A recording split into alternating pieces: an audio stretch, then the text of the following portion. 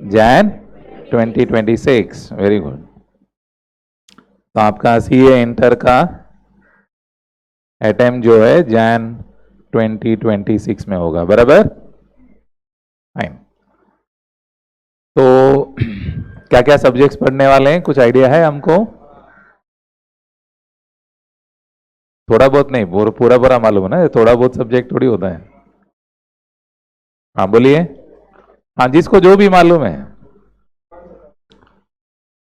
2 group है वो मालूम है ना? हाँ हाँ बोलिए। Corporate law, she is saying corporate law, that is your paper 2।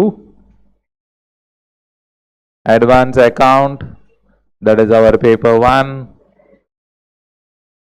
हाँ, एफएम, एफएम आपका पेपर 6 में आएगा। टैक्स, चलो टैक्स का फैन है इधर एक, पेपर 3 में आएगा टैक्सेशन। ऑडिट पेपर 5 में आएगा। हाँ बोलिए। SM, SM strategic management paper 6 का पार्ट है, 50-50 मार्क का है। और बोलिए। कॉस्टिंग, चलो कॉस्टिंग, तो 6 पेपर है। क्लियर? हाँ। पासिंग कैसा है? 40। तो ईच पेपर में 40 चाहिए। और क्या? Overall aggregate 50%। मतलब हर पेपर यहां पर 100 मार्क का है, तो हर पेपर यहां पर 100 मार्क का है, तो 300 मार्क हो गया। इधर भी 100 मार्क का है, तो 300 मार्क हो गया। तो आपको कितना लाना पड़ेगा हर ग्रुप में? 150, 150 मार्क लाना पड़ेगा। ग्रुप 1 में 150 मार्क लाना पड़ेगा, ग्रुप 2 में। लेकिन अगर दोनों ग्रुप साथ में देते हैं आप, तो सेट ऑफ मिलता है। What is set of? समझो इधर आया 140, लेकिन इधर तुमको आया 160, तो दोनों को ऐड करके देखेंगे। 140 प्लस 160 300 हो गया, आउट ऑफ 600, मतलब 50% हो गया। 50% हो गया मतलब पास हो गया। So that is advantage of giving both the groups. और क्या सुना है हमने एग्जाम के बारे में? एग्जाम्शन, एग्जाम्शन मतलब क्या? कोई भी पेपर में 60 प्लस आता है तो पेपर लिखने का जरूरत नहीं है। और क्या सुना है हमने इंटर का बारे में? हाँ हाँ।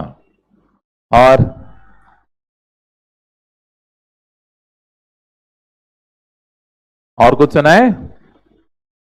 एवरी पेपर, ईच पेपर में देयर विल बी 30% एमसीक्यूज, मतलब 30 मार्क का एमसीक्यू रहेगा एंड 70 मार्क्स का डिस्क्रिप्टिव रहेगा। और इसमें no negative mark, no negative marking. ये बहुत गेम चेंजर है। क्यों गेम चेंजर है? क्यों गेम चेंजर है? एमसीक्यू क्यों गेम चेंजर होएगा मालूम है?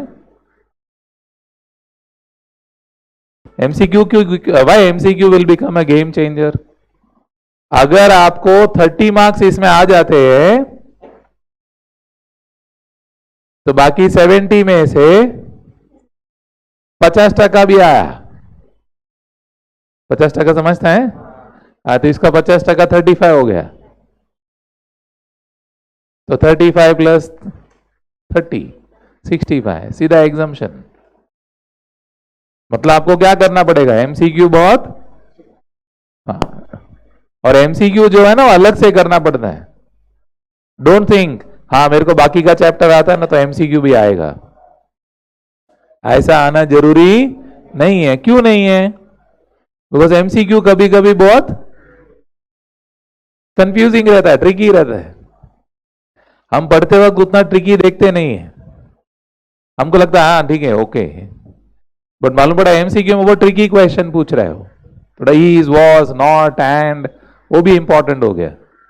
तो इसलिए एमसीक्यू को ये नहीं करने का कि भाई मैं बाकी का चैप्टर अच्छे से आता है तो मेरा एमसीक्यू भी हो जाएगा। तो बाकी का chapter has to be done nicely, plus MCQ को क्या करना पड़ेगा, अपने को अलग से प्रैक्टिस करना पड़ेगा। We to practice MCQ separately, ये दिमाग में बिठा के रखना। इसलिए आपको जो किताब मिलेगा हर सब्जेक्ट में, तो हर सब्जेक्ट के हर चैप्टर में हमने एमसीक्यू अलग रखा है। तो क्या होगा, अलग से प्रैक्टिस हो जाएगा। तो हमने ऐसा नहीं बोलना है कि भाई हमने तेरे को चैप्टर पढ़ा दिया, अब एमसीक्यू तू खुद कर ले, खुद कर ले नहीं करेगा। Are we communicating? जैसा कुछ लोग फाउंडेशन में थे, तो फाउंडेशन का टेक्स्ट बुक में MCQ was there, one sentence questions were there, हमने सब कवर किया था ना, जो लोग भी फाउंडेशन में था। तो everything will be covered, but वो जो किताब है वो अच्छे से करना पड़ेगा। हमने एमसीक्यू कहां से किया है, मॉड्यूल से किया है, पास क्वेश्चन से किया है, तो आपको पूरा एक भंडार मिल जाएगा अभी तक का। कहने का मतलब ये है कि उसको इग्नोर मत करना, नहीं तो अपन बहुत बार fill in the blank easy one word है ना,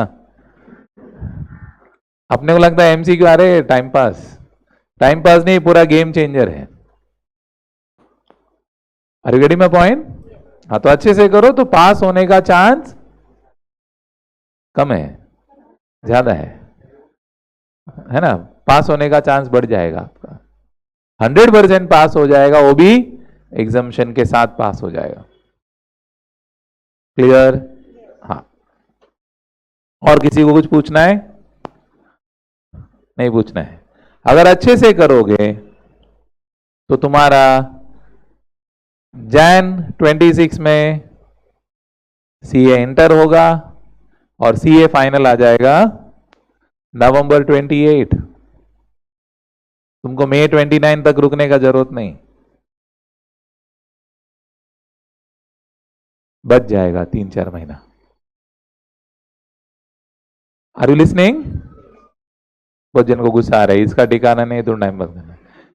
आगे का सोचेगा कि नहीं सोचेगा, कुछ विजन रहेगा कि नहीं रहेगा भाई? हाँ, तो ऐसे सपना देखे ना भाई, जैन 26 में इंटर करेगा, नवंबर 29, 2.5 साल, 3 साल भी नहीं, आपके लिए 2.5 साल में हो जाएगा। जैन वाले के लिए वो एक बेनिफिट है, उनको आगे जाना जरूरत नहीं, पीछे 1.5 महीना अलाउ कर रहे हो लोग। Hello, communicating? हाँ, तो ये ध्यान रखिए। हाँ हाँ हाँ, तो बोल रहे हैं सर थियरी कौन सा है, प्रैक्टिकल कौन सा है, वो बता दीजिए। तो खुद ही आप सोच लो, पहला वाला थियरी क्या रहेगा? ऑडिट, लॉ, कॉर्पोरेट लॉ, तुम्हारा एसएम, ये थियोरेटिकल है। थियोरेटिकल मतलब ऐसा नहीं बोलेंगे explain audit 15 mark, qualification of auditor 15 mark, ऐसा क्वेश्चन नहीं आता आजकल, डायरेक्ट क्वेश्चन नहीं आते। किस तरह के क्वेश्चन होंगे? Case studies, will ask question on case studies. Like for example, इनका क्या नाम है? प्रणीता। तो मालूम पड़ा प्रणीता का फर्म है, प्रणीता का चार्टर्ड अकाउंटेंसी का फर्म है, तो बोले प्रणीता ने 20 ऑडिट प्रणीता के पास है, उसके पास और 2 ऑफर है 2 ऑडिट का, तो उसको एक्सेप्ट करना चाहिए कि नहीं करना चाहिए? तो ऐसा हाँ डायरेक्ट नहीं बोलने का रहता है, उसमें क्लॉज है, there is called ceiling of audits. क्या है? What is meaning of ceiling of audit? Upper limit, ये सीलिंग नहीं। सीलिंग ऑफ ऑडिट मतलब कितना ऑडिट आप ज्यादा से ज्यादा अलाउड है। अरे घर में मम्मी खाना देती है तो कभी कभी थोड़ा ज्यादा खा लेते हैं आप, या खाने वाले रहते हैं तो मम्मी बोलता है ना बस हो गया, तेरा कैपेसिटी इतना ही है, और एक बार बना देगा, अभी मत कर। बोलते हैं नहीं बोलते हैं? ये तुम घर में रहे कि नहीं है? हाँ, तो ऐसा बोलती है ना मम्मी। समटाइम तुम्हारा कुछ फेवरेट बन गया, या कुछ केक भी जंक फूड में बोलते हैं ना, केक आ गया, कुछ आ गया बर्थडे, तुम खाते ही जा रहे हैं, तो मम्मी बोलता अरे बस हो गया यार, तो इतना क्यों खा रहे हैं, मंगता था और एक बार मंगा लेते हैं 2 दिन में, अभी मत खा। तो क्या कर रहे हो, एक लिमिट डाल रहे हैं, सो दैट तुमको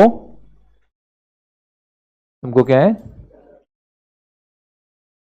हाँ क्यों कर रहे हैं, why mummy saying not to eat more than that, समझ आ रहा है तुम्हारे साथ पंगा करने को, क्यों बोल रही है इससे ज्यादा मत कर भाई।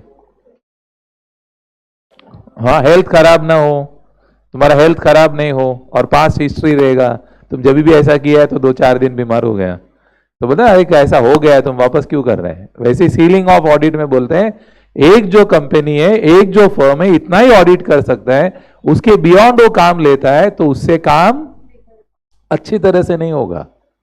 सबके पास 24 घंटा ही है ना, हाँ तो उससे ज्यादा काम लेगा तो कैसा होएगा, तो सीलिंग ऑफ ऑडिट है। तो आपको बोलना पड़ेगा as per the ceiling of audit provision इतना ही ऑडिट ले सकते हैं, और इनके पास ऑलरेडी 20 ऑडिट है तो इनको अलाउड है नहीं अलाउड है, वो लिमिट के हिसाब से जवाब देने का रहता है। अगर इनको करना भी है तो एक एक्स्ट्रा पार्टनर लाना पड़ेगा, फर्म को बड़ा करना पड़ेगा, फिर वो ले सकते हैं। ऐसा जवाब देना, ऐसा क्वेश्चन आता है। ऐसा क्वेश्चन नहीं आएगा explain ceiling of audit, question रहेगा आपको बोलना पड़ेगा ये केस के लिए कौन सा प्रोविजन मैं ढूंढूं। डायरेक्ट क्वेश्चन में क्या सीधा प्रोविजन रहता है तो अपन कुछ तो फेंक सकते हैं, इसमें कुछ फेंकने का डिफिकल्टी है, कुछ तो मालूम रहना चाहिए ना, तो हम छापेंगे। और फेंकने का भी है तो लास्ट लास्ट में फेंकने का रहता है, स्टार्टिंग फर्स्ट क्वेश्चन में नहीं फेंकने का रहता है कि वो एग्जामिनर को लगा ये फेंकाड़े है इसको कुछ देने का ही नहीं। इसलिए क्या करते हैं हम नॉर्मली कौन सा क्वेश्चन पहला लिखते हैं, हम जो अपना एकदम बेस्ट है वो पहला लिखते हैं, तो एकदम इंप्रेस हो जाए, अरे हाँ यार मस्त हो गया, फिर एक डाइल्यूट करते आते हैं नेक्स्ट बेस्ट, फिर कुछ आता ही नहीं, लास्ट में एक आध क्वेश्चन है तो जो मांगता है वो लिख के आते हैं। और मैं पॉइंट तो इंपॉर्टेंट है वो।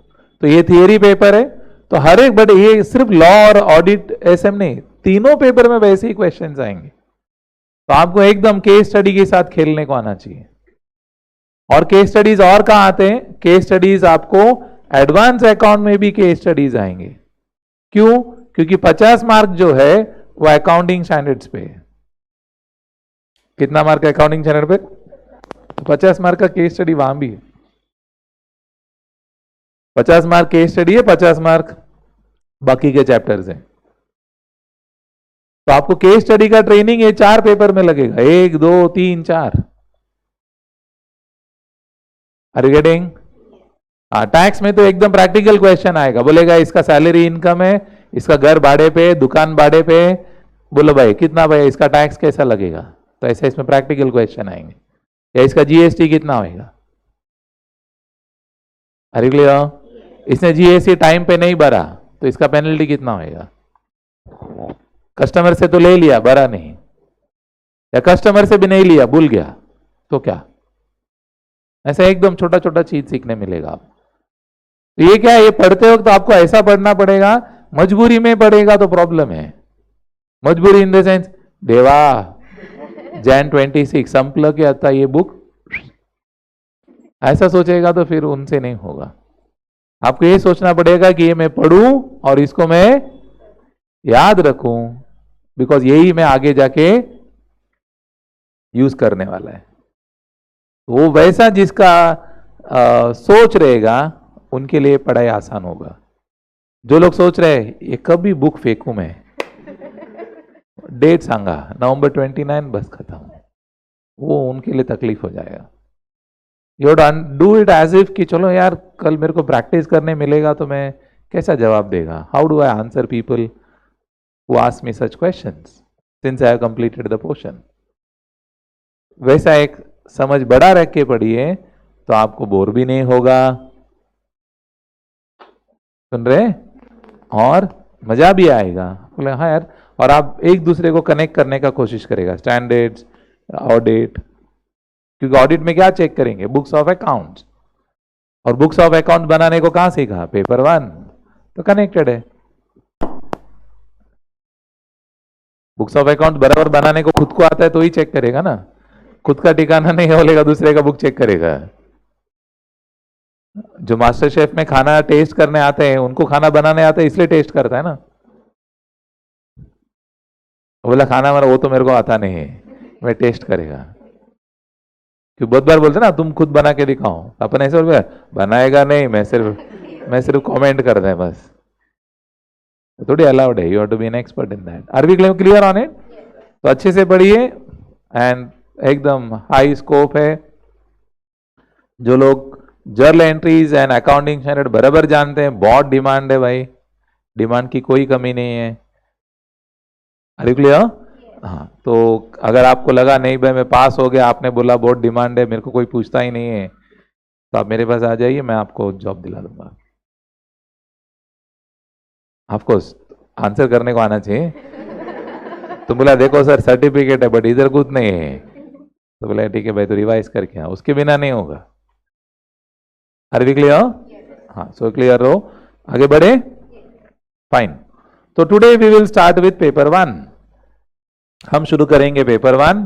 पेपर 1 में 50 मार्क का जो अकाउंटिंग स्टैंडर्ड है उससे हम शुरू कर रहे हैं। तो will start with first one, that is introduction to accounting standard. 2-3 chapter है इंट्रोडक्शन पे, मैं उतना टाइम स्पेंड नहीं करूंगा। मैं फर्स्ट चैप्टर इंट्रोडक्शन का बात करूंगा, then will do an accounting standard, will do AS9। क्या करेंगे? AS9 किसके ऊपर है? वेरी गुड बॉय, क्या बोल रहे हैं? रेवेन्यू रिकॉग्निशन पे है। एंड रेवेन्यू रिकॉग्निशन का स्टैंडर्ड जो है वो बहुत क्या बोलते हैं इंपॉर्टेंट है, बिकॉज कोई भी बिजनेस हो उसको ये स्टैंडर्ड तो अप्लाई, क्यों? क्योंकि ऐसा कौन सा बिजनेस है जिसमें रेवेन्यू नहीं आता है? नहीं समझ में आ रहा है?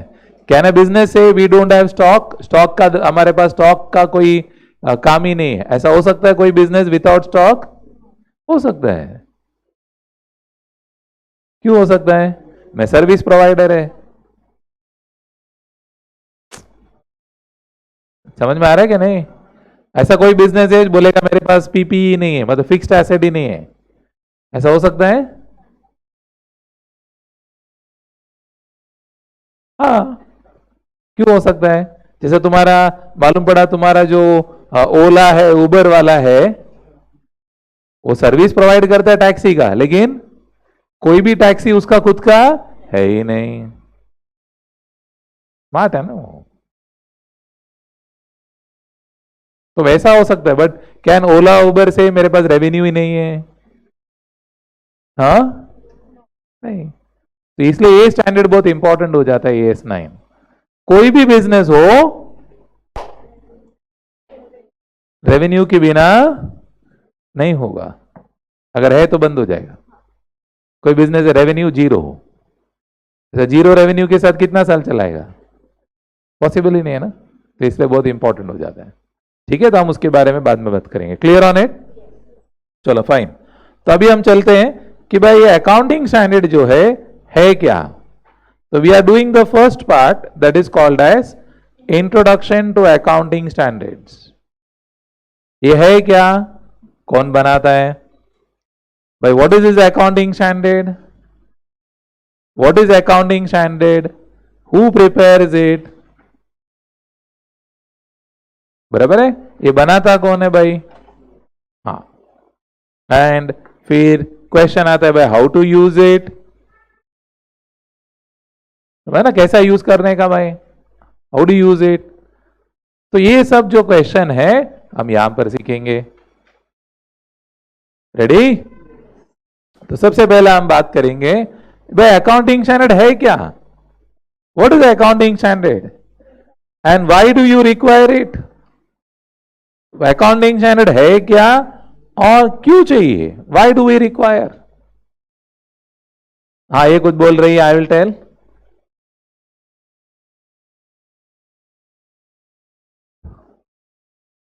शी सेइंग ये प्रिंसिपल्स है of how to do accounting. वो बताओ नहीं रहेगा तो कोई भी कैसे भी करेगा। और क्या मिलता है अकाउंटिंग स्टैंडर्ड में से? किस चीज की बात करते हैं वो लोग? हाँ, तो किसका रूल्स? हाँ तो मतलब क्या, debit what comes in, credit what goes out. वो बोल रहे हैं debit what comes in, credit what goes out का रूल अकाउंटिंग स्टैंडर्ड वाला देता है। नहीं, पहले डेबिट व्हाट कम्स इन का बात करते हैं। वो अकाउंटिंग स्टैंडर्ड में से आता है कि नहीं आता है, उसका जवाब दे दो।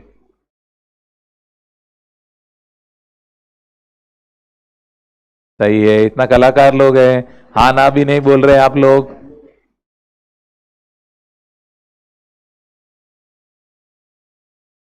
आता है, अकाउंटिंग स्टैंडर्ड वाला देता है debit what comes in, credit what goes out. One girl agrees here. How many से नहीं सर? हाँ, ये बोलता ना नहीं है, ना बोल रहे हैं, क्यों? क्यों नहीं? हाँ हाँ, ये बोलता ना, क्यों, रीजन नहीं पूछने का। हाँ हाँ, 11 चैनल में पढ़ा इसके लिए। सही है। अरे भाई, those are golden rules for what? Book keeping. वो रिकॉर्डिंग बुक कीपिंग के लिए भाई, वो अकाउंटिंग का पार्ट नहीं है। वो समझ में आ रहा है? That is book keeping for recording of transactions. तो अकाउंटिंग स्टैंडर्ड्स क्या करता है? Accounting standard talks of four main things. Accounting standard talks of four main things. What are the four main things? Recognition, measurement, presentation and disclosure. Accounting standard ये चार चीज पे बात करते हैं। तो आप कोई भी अकाउंटिंग स्टैंडर्ड उठा लो, आपको चार चीजों का जवाब मिल जाएगा।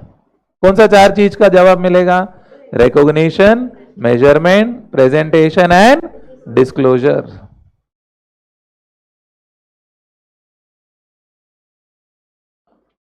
अब एक एक वर्ड का मीनिंग सुन लीजिए तो आपका व्हाट कवर हो जाएगा। फिर हम बात करेंगे क्यों करना चाहिए भाई, why should anyone follow accounting standard, क्या फायदा होता है। अब ये क्या, what is the meaning of recognition? चलो अब एक एक वर्ड को तोड़ते हैं। What is the meaning of recognition?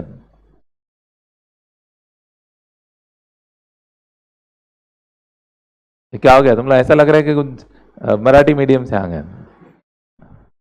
अरे मराठी मीडियम से भी आया रहेगा तो 11वीं 12वीं में इंग्लिश पढ़ा रहेगा ना भाई, और फुल मराठी थोड़ी होएगा, सेमी होएगा ना कुछ तो।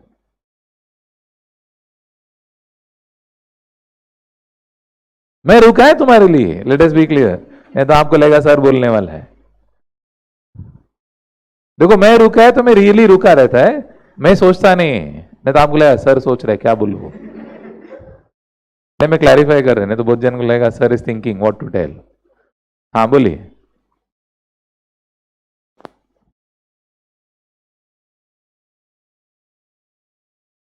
अच्छा, व्हाट टाइप ऑफ फर्म है वो रिकॉग्नाइज करना है।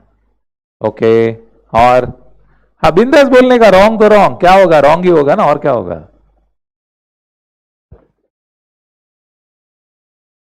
Yeah, recognition talks of when to recognize the transaction, when to recognize the transaction। वो ट्रांजैक्शन को रिकॉग्नाइज कब करने का, वो ट्रांजैक्शन को रिकॉग्नाइज कब करने का। आप बोलेगा इसका मीनिंग क्या हुआ? लाइक फॉर एग्जाम्पल, आप कोई शादी में चला गया, सुन रहे क्या आप?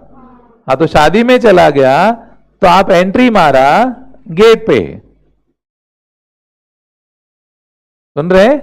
तो घर वाले कोई था ही नहीं, तो आपको कोई रिकॉग्निशन ही नहीं मिला, मिला नहीं मिला, तो आप अंदर चले गए, कोई आपको पहचान ही नहीं रहा है। अब और अंदर आगे पीछे घूमे, कोई पहचाना ही नहीं। फिर आप स्टेज में गए, बोलते अरे आ जाओ आ जाओ आ जाओ, तो आपको रिकॉग्निशन कभी मिला? हाँ, तो अलग अलग स्टेज हो गया ना। उसी तरह हमको कोई भी ट्रांजैक्शन है उसको रिकॉग्नाइज कब करने का, that is a question. Now what is the meaning recognise कब करने का? I will give you an example. I will give you an example. Like मैंने मशीनरी परचेज किया. कभी परचेज किया? मालूम पड़ा 1 जनवरी 2025 को मशीनरी परचेज किया और उसका इंस्टॉलेशन शुरू किया मैंने, और इंस्टॉलेशन करते करते 1 महीना लग गया. तो मेरा जो मशीनरी है वो रेडी हो गया फॉर यूज 1 फरवरी 2025 को रेडी हो गया यूज के लिए. हेलो, सुन रहे? हाँ. लेकिन मेरा भट्टी ने बोला नहीं नहीं भाई, 1 फरवरी बहुत अच्छा दिन नहीं है, कुंभ मेला में जाओ, स्नान बान करके आओ, फिर मशीनरी चलाओ, बहुत अच्छा होगा. ऐसा आपका भट्टी ने बोल दिया. तो आप बोल रहे ओके सर. तो आपने मशीनरी स्टार्ट किया, स्टार्टेड फॉर प्रोडक्शन 1 मार्च 2025 को आपने चालू कर दिया मशीन.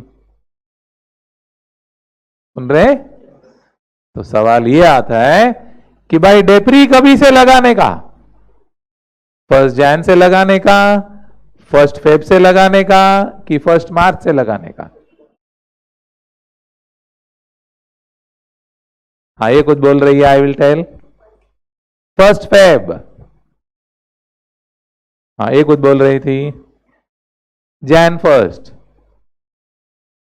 फेब 1, 1 फेब, हाँ 1 मार्च. देखो कंफ्यूजन हो गया ना, कंफ्यूजन हो गया. किसी को लग रहा है 1 जैन होना चाहिए, किसी को लग रहा है 1 फेब होना चाहिए, किसी को लग रहा है 1 मार्च होना चाहिए. वो बोलता मैं तो मार्च से वापर रहा है, तभी से डेप्रिसिएशन हो गया. अरे मशीन यूज कब से किया? 1 मार्च. तो मशीन यूज होके डेप्रिशिएट कब से हो रहा है? 1 मार्च. अरे यूज करेगा तो पार्ट घसेगा ना. नहीं समझ में आ रहा है? तुम गाड़ी लाया, कार लाके रखा, चालू किया 1 मार्च को, तो तुम्हारा टायर कब से घसने का चालू किया? हाँ, तो किसी को लग रहा है 1 मार्च, किसी को लग रहा है 1 जैन, किसी को लगता है 1 फेब.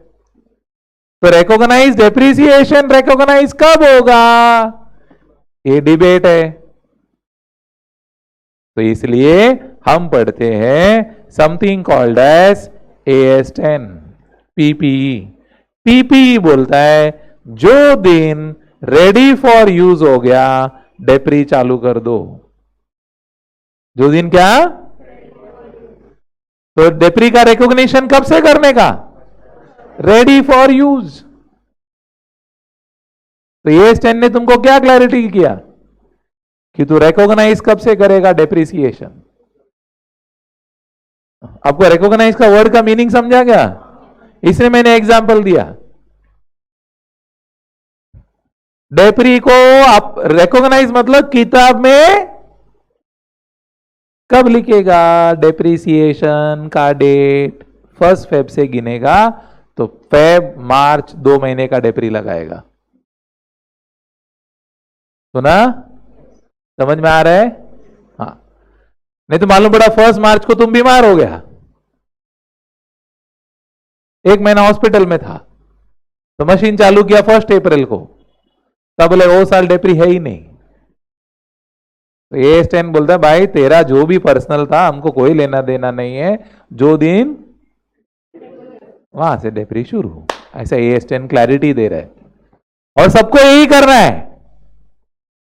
नहीं करोगे तो वायोलेशन हो गया, वायोलेशन हो गया तो पेनल्टी लगेगा, पेनल्टी लगेगा तो CA उधर नोट डालेगा कि भाई इसने अकाउंटिंग स्टैंडर्ड फॉलो. हाँ, तो इसको तेरा पेनल्टी लगाओ भाई. ये एज ए चार्टर्ड आपका काम है. अरे बनेगा ना. मैं ऐसा क्या देख रहा, मैं थोड़ी है फीलिंग लाएगा कि नहीं? हाँ, तो एज ए चार्टर्ड तुम्हारा काम है कि ये डेप्री क्या, ये डेप्री बराबर तारीख से लगा है कि नहीं. You can not just say डेप्री दिस तो परफेक्ट, डेप्री दिस तो परफेक्ट नहीं, वो डेप्री का कैलकुलेशन चेक करोगे और चेक करोगे कि भाई सही तारीख से शुरू किया है कि नहीं। ये आपको पहले इसके लिए आपको नॉलेज होना चाहिए ना। Are we communicating? तो ये रिकॉग्निशन का मीनिंग है। तो रिकॉग्नाइज कब से होगा? अरे बोलो, फर्स्ट पे। रिकॉग्निशन का मीनिंग समझा आपको पहला? अब दूसरा वर्ड कौन सा है? मेजरमेंट। इसका क्या मीनिंग है?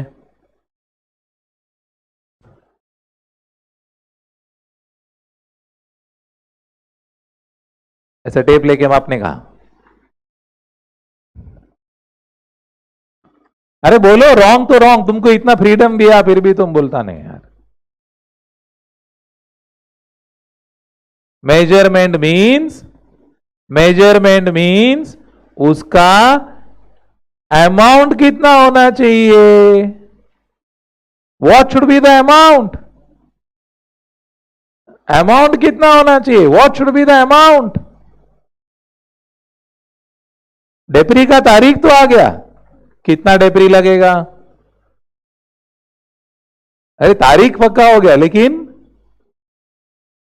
कितना अमाउंट? देखो कितना माइक्रो लेवल पे सोच रहा है। तारीख, अमाउंट। अमाउंट तो अमाउंट के लिए आप बोलोगे, मैं बोलूंगा sir straight line method use करने वाला हूं, तो अमाउंट आ गया क्या? स्ट्रेट लाइन मेथड बोल दिया तो अमाउंट आ गया। तो क्या पूछोगे आप? चलो मेथड डिसाइड हो गया, और क्या चाहिए तुमको? हाँ, रेट। वो बोलता रेट नहीं, अपना 10 साल का लाइफ है तो 10 साल में डिवाइड करेगा। और क्या चाहिए डेप्री ढूंढने के लिए? स्क्रैप वैल्यू चाहिए। She saying scrap value. बोलो सर, स्क्रैप वैल्यू 0। और बोलो cost. Very good, cost. Cost of the machinery 10 lakh है। उसको इंस्टॉल किया, लाख रुपया इंस्टॉलेशन पे खर्चा किया। सुन रहे? लाख रुपया इंस्टॉलेशन पे खर्चा किया और विराट कोहली को बुलाया और इनॉग्रेशन करवाया। तो विराट कोहली ने अपने से 1 लाख रुपया ले लिया। अपन बोला फैन, फोटो चाहिए, विराट कोहली के साथ फोटो पाड़ो। तो बोला विराट कोहली बोला फोटो पाड़ो 1 लाख रुपया, मैं आके रिबिन काटेगा, लाख रुपया उसका। सुन रहे? हाँ। तो अभी बोलो मशीनरी का कॉस्ट कितना लेने का? 11 लाख। किसको? विराट कोहली का पैसा नहीं लेने का। क्यों? हाँ, एडवर्टाइजमेंट है। क्या एडवर्टाइज किया विराट कोहली ने? इनॉग्रेशन इज अ, क्यों? अपन तो लगाएगा ना ऐसा, अपना दुकान में फोटो लगा विराट कोहली। विराट कोहली बोलता मेरा फोटो लगा लाइफ लॉन्ग, लाख रुपया लिया है, चल दोस्ती, तो मेरा फोटो वापर ले 10 साल। तो विराट कोहली का खर्चा ऐड करने का कि नहीं करने का? नहीं करने का। ऐसा आप लोग बोल रहे हैं कि ऐसा कुछ रीजन है? अरे बोलो हाँ ना, बोलो यार जल्दी फटाफट। नहीं करने का रीजन कुछ नहीं है। एनीवे, नोइंगली अननोइंगली इनोसेंटली बोल रहे हैं आप तो कोई बात नहीं। अकाउंटिंग चैनल भी बोलता है विराट कोहली का खर्चा नहीं लेने का, विराट कोहली का खर्चा नहीं लेने का, इनॉग्रेशन का खर्चा नहीं लेने का। तो पॉसिबल, अच्छा है आप दोनों का थॉट मैच हो गया। हाँ। तो ये स्टैंड बोलता है नहीं भाई नहीं लेने का। तो किसी को लगा क्यों नहीं लेने का, मैंने इतना पैसा देके बुलाया विराट कोहली को, उसको मैं सबको डिंडोरा पीटूंगा, विराट कोहली विराट कोहली। वो अलग बात है। ये स्टैंड बोलता है तू डिंडोरा पीट मत पीट, मैं तेरे को अलाउ नहीं करूंगा। क्यों नहीं अलाउ करूंगा? बिकॉज इसके कारण से मशीनरी के वैल्यू में कोई परिवर्तन, विराट कोहली आके हाथ लगाए तो क्या मशीनरी का प्रोडक्शन डबल हो जाएगा? हाँ, वो क्रिकेटर है, क्रिकेटर है ना, कि तो और कुछ करना है? क्रिकेटर है, जादू वाला थोड़ी है कि अपना बोर्ड पे हाथ लगाएगा तो सोना सोना हो गया। कि अपना बोर्ड पे हाथ लगाया तो अपने को पढ़ने का जरूरत नहीं, सब करेगा तो ये S10 आएगा, ऐसे तो कुछ होगा नहीं, बोर्ड बोर्ड है। तो लोग बोले तुम किसी को भी लाओ, विराट कोहली को लाओ या दीपिका पादुकोण को लाओ या और कोई फिल्म स्टार को लाओ कि फुटबॉल स्टार को लाओ, उससे मशीनरी के वैल्यू में कोई परिवर्तन नहीं हो रहा है, तो इसके लिए हम अलाउ नहीं करेंगे। और रोनाल्डो आवे कि दीपिका आवे कि विराट आवे, कोई फर्क नहीं पड़ता, तो नो इनॉग्रेशन। तो मतलब हमारा खर्चा कितना लेगा, मशीनरी का कॉस्ट कितना लेगा हम, अरे फटाफट बोलो, 11 लाख। तो 11 लाख डिवाइड बाय 10 ईयर्स, तो हमारा डेप्री होगा 1.1 लाख। तो ऐसा कभी भी कैलकुलेशन में धर्म संकट हो गया कि ये खर्चा लेने का, नहीं लेने का, ऐड करने का, माइनस करने का, कुछ नहीं करने का, तो ये इसको पूछेगा तो आपको बताएगा कितना वैल्यू लेना चाहिए। सुन रहे क्या? हाँ, मालूम पड़ा अपना बिजनेस 6 महीना नहीं चला तो अपन चले गए बर्जी, बोलते बर्जी पहले नहीं चल रहा है, तो बोले एक काम कर, मशीन ये डायरेक्शन में नहीं, इधर उठा के रख, ऐसा बोल दिया उसने। तो अपन बुलाया उसको, इंस्टॉलेशन वाले को बोला इधर से, वो बोला 2 लाख।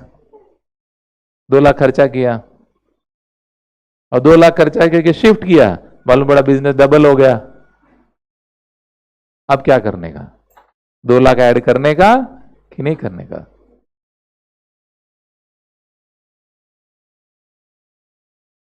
इंस्टॉल कर रहा है, ऐसा मतलब उठा के रखा, मतलब ऐसा नहीं उठा के रखा, ये जो भी इधर खड्डा खोदा उधर जाके खड्डा खोदेगा, वो क्या बोल रहा है, लाइट का कनेक्शन शिफ्ट किया, उसका पैसा है।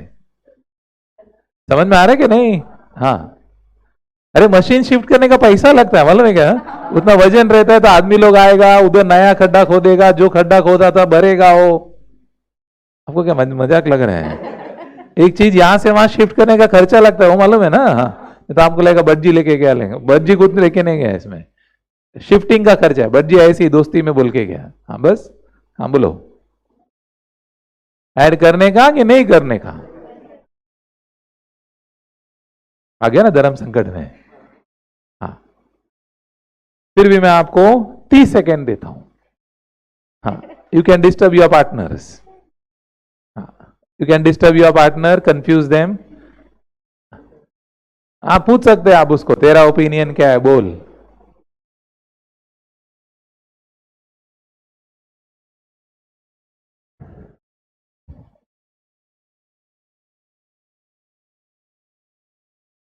हाँ, 30 ही सेकेंड मिलेगा, मैं गिन रहा हूं। हाँ, आई एम काउंटिंग। ओके, हो गया, बोलो। हाउ मेनी से 2 लाख ऐड करना चाहिए? 1 2 3 4 5 6। ओके, दोनों झगड़ा कर रहे हैं क्या? दोनों हाँ बोल रहे हैं कि ना बोल रहे हैं? हाँ, 8। हाँ, तो हाथ ऊपर नहीं कर रहे। 9 ऐसे तो इतना कंटा ला रहा है ऐसा। 9 पीपल, हाउ मेनी से सर नहीं लेना चाहिए? अच्छा, 4 5 3 more 8 2 more 10। नहीं लेना चाहिए। क्यों नहीं लेना चाहिए या क्यों लेना चाहिए? क्यों नहीं लेने का रीजन चाहिए ना, नहीं लेने का। लेने का रीजन तो ऑब्वियसली इंस्टॉलेशन कर रहा है, इंस्टॉलेशन के बिना मशीन कैसा चलेगा? हाँ, बराबर है। हाँ, तो बोलो क्यों नहीं लेना चाहिए, रीजन बता दीजिए। हाँ, इधर कुछ बोल रहे हैं।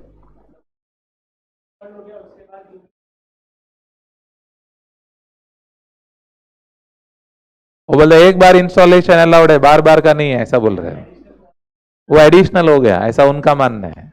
और जो लोग था ना नहीं ना बोलने का, रीजन बताओ।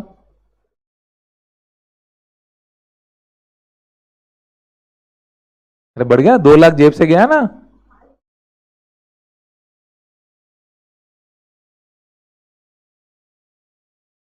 अब ऐसे तो पहला बार इंस्टॉल किया तो भी कैपिटल नहीं था, ऐसा पहला बार इंस्टॉल किया उससे क्या फायदा हो गया?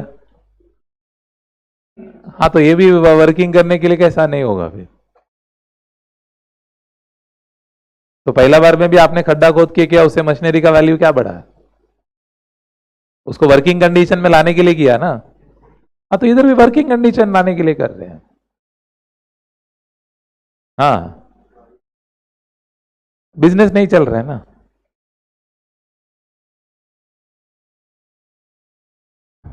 Anyway, those who are saying नहीं आना चाहिए, perfect answer. The reason is they are saying relocation charges are not allowed.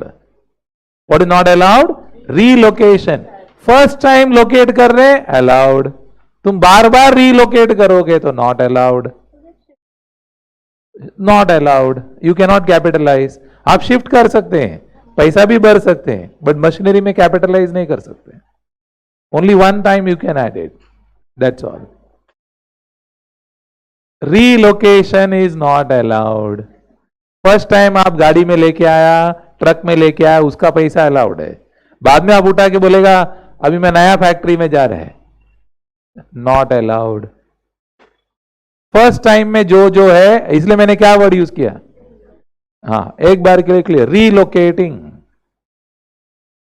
अभी इधर तो मैंने मस्ती में बोला, भट्ट जी ने बोला, मालूम पड़ा एक जगह रीडेवलपमेंट में चला गया, जगह तो अपने को नया जगह मिला भाड़े पे, तो अपन वहां उठा के मशीन रखते हैं, उसका खर्चा होएगा कि नहीं होएगा?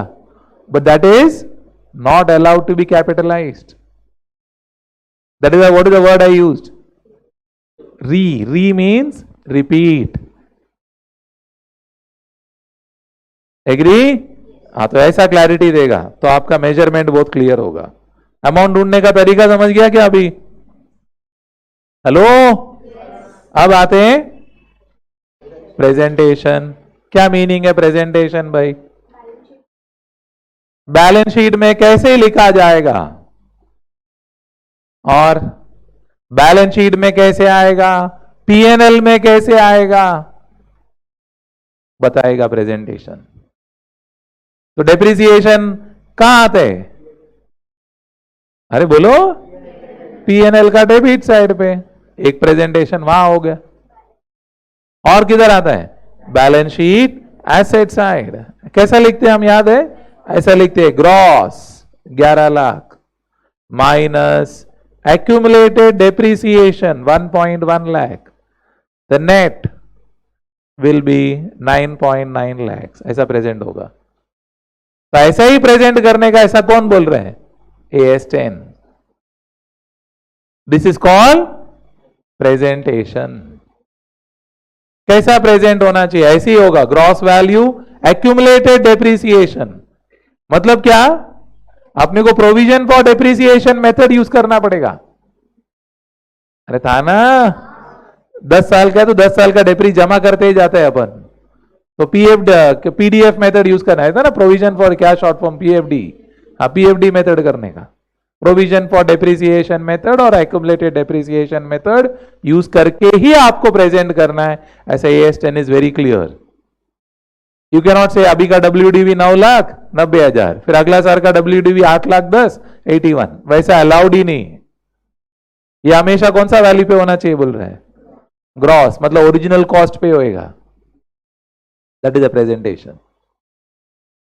मैं तीनों का मीनिंग, चारों का मीनिंग समझाने के लिए सब स्टोरी बोल रहा है, सो दैट आपको चारों वर्ड का एप्लीकेशन मालूम रहेगा। नहीं तो आप बोलेगा सगला एक जैसा है, मीनिंग में कोई डिफरेंस ही नहीं। भाई तीनों में बहुत, चारों बहुत डिफरेंस है। एंड फाइनल क्या है? Disclosure. What is the meaning of disclosure?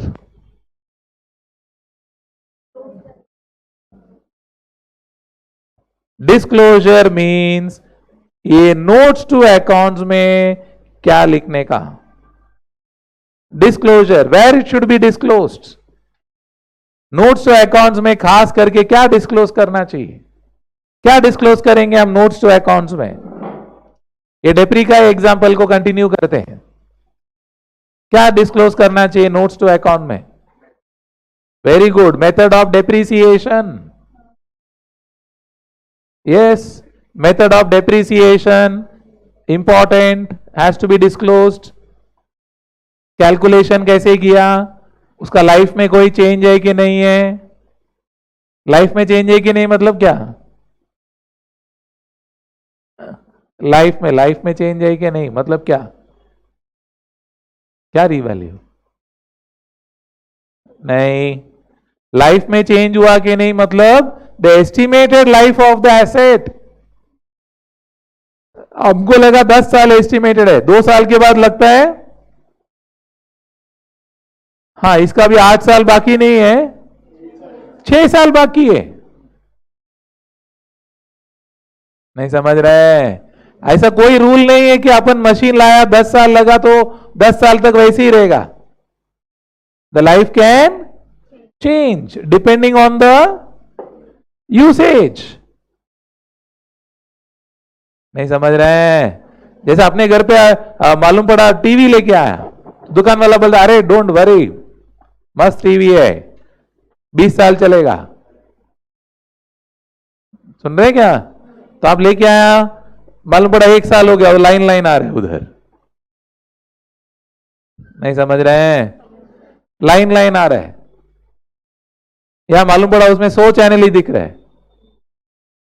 और मार्केट में 200 चैनल दिख रहा है। तो हमको क्या लग रहा है, टीवी अभी 20 साल तो नहीं चलाएंगे हम। बोला और एक 5 साल निकालेंगे। में सीए बना, पहला काम नया टीवी, लपड़चना है। पॉसिबल? अरे सुन रहे क्या? या मशीन है तुम्हारा, वॉशिंग मशीन चल रहा है, तो वॉशिंग मशीन चल रहा है, मालूम पड़ा घर पे कोई गेस्ट आया, उसने अपना कपड़ा डाला उल्टा कर दिया, रॉन्गली प्रेस कर दिया, मशीन से वाटर लीकेज शुरू हो गया। नहीं समझ रहे हैं? अभी थोड़ी गेस्ट को मारेगा, वो तो चला गया। तो मैकेनिक को बुलाता है, मैकेनिक बोलता है देखो अभी ये 20,000 रुपया खर्चा होएगा। तब बोलता अरे मशीन ही 30,000 का, तू 20,000 खर्चा बोल रहा, उतना ही होएगा। तब बोलता अरे कुछ तो कर, तो बोलते देखो मैं ऐसे ही थोड़ा सा जुगाड़ करके देता है, बट कुछ गारंटी नहीं है, जितना चला तुम्हारा नसीब। तब बोलते ठीक है जो भी जुगाड़ कर दे मैं। सुन रहे क्या आप? तो उसने जुगाड़ किया, चालू हो गया। फिर अपन बोलता अभी बिगड़े उससे पहला इसको फुटा देते, है ना? That is disclosures. तो नोट्स टू अकाउंट में डिस्क्लोज करना पड़ता है। ये मशीन का लाइफ हमने रिव्यू किया, सेम है, स्क्रैप वैल्यू रिव्यू किया, ओरिजिनल कॉस्ट का वैल्यू रिव्यू किया, इकोनॉमिक पैटर्न रिव्यू किया, मेथड ऑफ डेप्रिसिएशन सही है, all that has to be written related to that. Got my point? चारों वर्ड का मीनिंग क्लियर है क्या?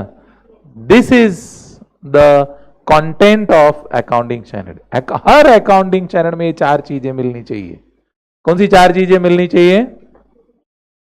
Recognition, measurement, presentation, disclosure. अब क्वेश्चन है कि वाई इतना झंझट मारी डूइंग?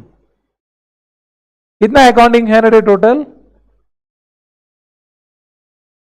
वो जिन गिन रहे 1 2 3 4 33। चलो मैं 30 सेकेंड देता हूं, अपना अपना पार्टनर को डिस्टर्ब किया जाए। ऐसा बीच बीच में टाइम देगा पार्टनर से बात करने को, तुम टेंशन मत लो, बीच में बात मत करो, मैं देगा टाइम। कितना अकाउंटिंग स्टैंडर्ड है, इतना ही मेरा क्वेश्चन है। ये तो आप 1 मिनट के बाद बोले क्वेश्चन क्या था।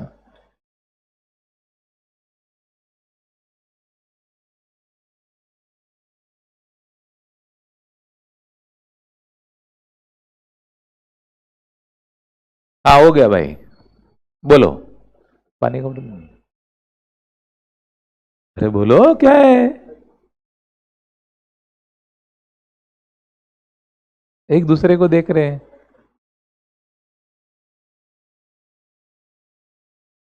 ऐसे एक नंबर ही तो बोलने का है, क्या है इसमें? 50, 28, 29। 28 है कि 29 है? अच्छा दोनों में से एक। शी इज सेइंग 28 और 29, वॉट एवर यू लाइक। हाँ चलो और बोलिए। हाँ ये कुछ बोल रही है? अच्छा नहीं बोलेगी, ओके। बाकी लोग, हाँ ये कुछ बोल रहे हैं 29। बाकी लोगों को कुछ गेस करना है? नहीं गेस करना है। Anyway the correct answer, we have total 27 accounting standards. कितना है? 27। Actually it is from AS1 से लेके AS29 तक है। AS1 से लेके AS29 तक है, बट उसमें अकाउंटिंग स्टैंडर्ड 6 नहीं है, 8 नहीं है। 6 एंड 8 को डिलीट कर दिया। सुना? तो आप कहां से कहां पढ़ोगे? 1 से लेके 29। 1 से लेके 29 पढ़ोगे, आपके सिलेबस में पूरा है, ऐसा नहीं कि कुछ स्किप्ड है। तो आपको पूरा का पूरा पढ़ना है, बट उसमें से कौन सा डिलीट कर दिया है? 6 एंड 8 डिलीट कर दिया, उसको अलग अलग जगह में बिठा दिया वो लोग ने। Got the point? तो मतलब इन शॉर्ट कितना पढ़ोगे आप? 27। इतना तो नंबर तो ध्यान रखना, अपने को एग्जाम में लिखने का है, मालूम है ना? AS1 कौन सा है, 10 कौन सा है, वो लिखना पड़ता है अपने को, कंपल्सरी है भाई, ऑप्शन नहीं है। AS10 मतलब आपको लिखना पड़ा as per AS10 PPE, the property plant and equipment, तो ही मार्क्स मिलेंगे, नहीं तो मार्क्स नहीं मिलेंगे। You can just say as per I don't know which accounting standard but something, your right.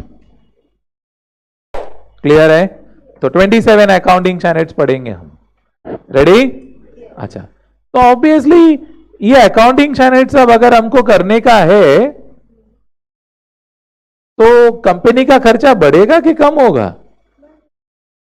अगर अकाउंटिंग स्टैंडर्ड अप्लाई करने का तो अपना कंपनी का खर्चा बढ़ेगा कि कम होगा?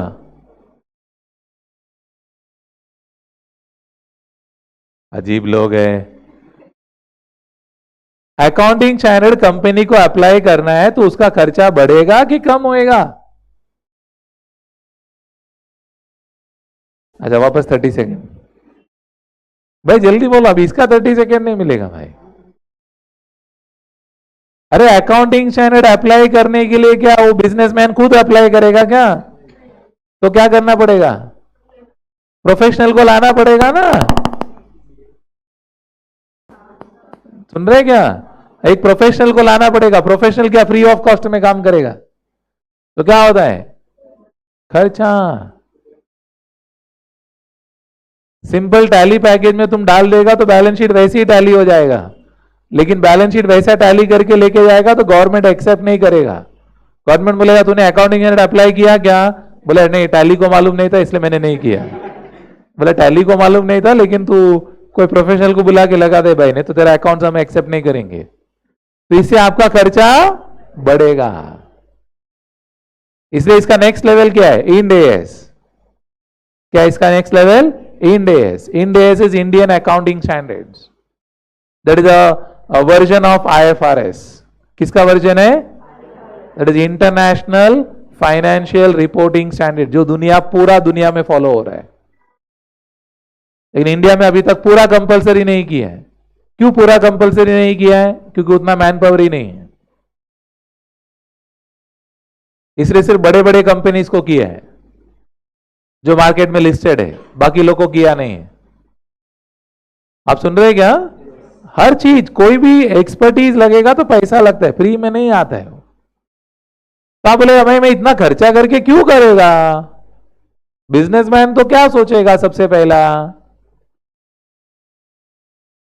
अरे बिजनेसमैन का थिंकिंग कैसा रहता है? खर्चा बढ़ा तो मुझे सामने फायदा चाहिए, मैं रुपया लगाया सामने पैसा चाहिए, डॉलर चाहिए। डॉलर नहीं आएगा, ट्रंप आएगा वो। हाँ, समझ में आ रहा है? तो बिजनेसमैन बोले मैं रुपया लगाया, 10 रुपए का कमाई होना चाहिए मेरे को। तभी अकाउंटिंग स्टैंडर्ड के ऊपर खर्चा करेगा तो फायदा क्या? What is the use? बोलो। हाँ नहीं बोलने का, रीजन बोलने का। बहुत लोगों को पूछ रहा व्हाट इज द यूज? हाँ बराबर है। बराबर है क्या? इसका क्या मतलब है? फायदा बोलो भाई।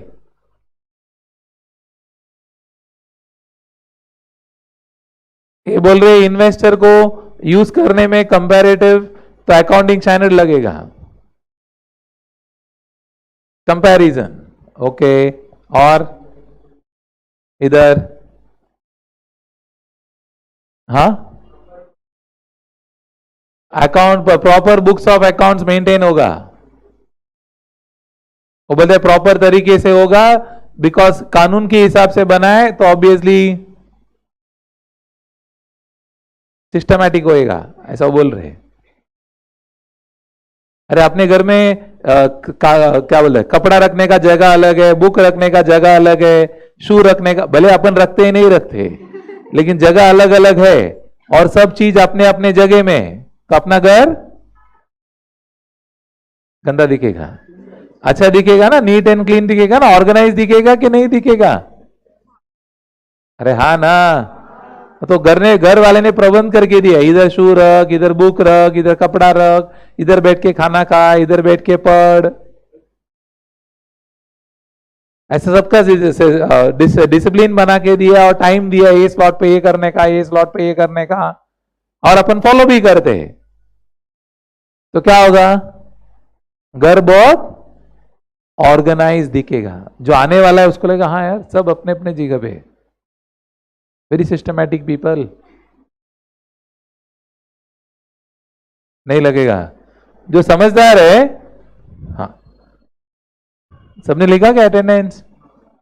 बाकी जो समझदार है उसको तो लगेगा हाँ भाई कितना व्यवस्थित लोग हैं, ऐसे एक विश्वास आएगा कि नहीं आएगा? हाँ, that is the meaning.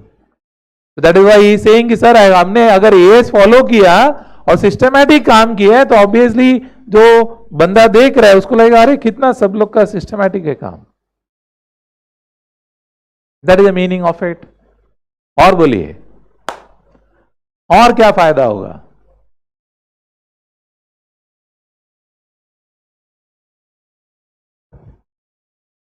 What do you use? Consistency रहेगा। शी सेइंग कंसिस्टेंसी रहेगा, तो साल भर साल यही रूल फॉलो करेंगे। सुन रहे क्या? तो सबको मालूम है कि अगला बार डिप्रिसिएशन कहां देखने का, प्रॉपर्टी प्लांट एंड इक्विपमेंट कहां दिखेगा, उसको जाके ढूंढने का जरूरत नहीं, सब चीज व्यवस्थित है। तो आपको मालूम है मुझे शू चाहिए तो शू रैक के पास जाएगा, बुक चाहिए तो बुक रैक के पास जाएगा, कपड़ा चाहिए तो वार्डरोब में जाएगा, खाना चाहिए तो किचन में जाएगा। नहीं तो फिर कैसा रहता है? मम्मी बुक नहीं मिल रहा है, वो बोले बुक स्टैंड में देख, वो तो देखा नहीं है, ये बोले शू रैक में देख, होता रहेगा। तो बोले शू रैक में नहीं है, तो किसी घर पे बोला फ्रिज में देख बाजू वाले के पास जा रहे, ये बहुत एक्सपर्ट हो गया है। हाँ, तो ऑर्गेनाइज नहीं है तो आप देखो ना कितना डिफिकल्टी हो जाता है। ऑर्गेनाइज नहीं है, डिफिकल्टी हो गया, बैग नहीं मिल रहा है, बुक नहीं मिल रहा है, उसमें टाइम चला गया। That is a problem of disorganised.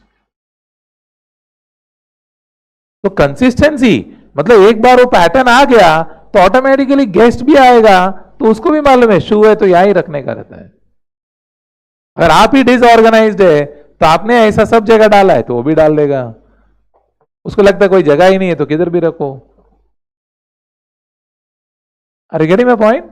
हाँ, उसको भी लगेगा, नेबर को भी लगेगा, घर में दूसरा कोई बच्चा आता है उसको भी लगेगा, और आपने बाई मिस्टेक उसको बोल दिया बोले सब अदरी तो पड़ा है क्या टाइम पास कर रहे हैं। अब वो गेस्ट को बोले अरे शू उधर नहीं उधर, बोले तुम्हारा भी इधर ही पड़ा है ना, मैंने रख दिया तो क्या है, फिर आप कुछ बोल भी नहीं सकते। कंसिस्टेंसी। और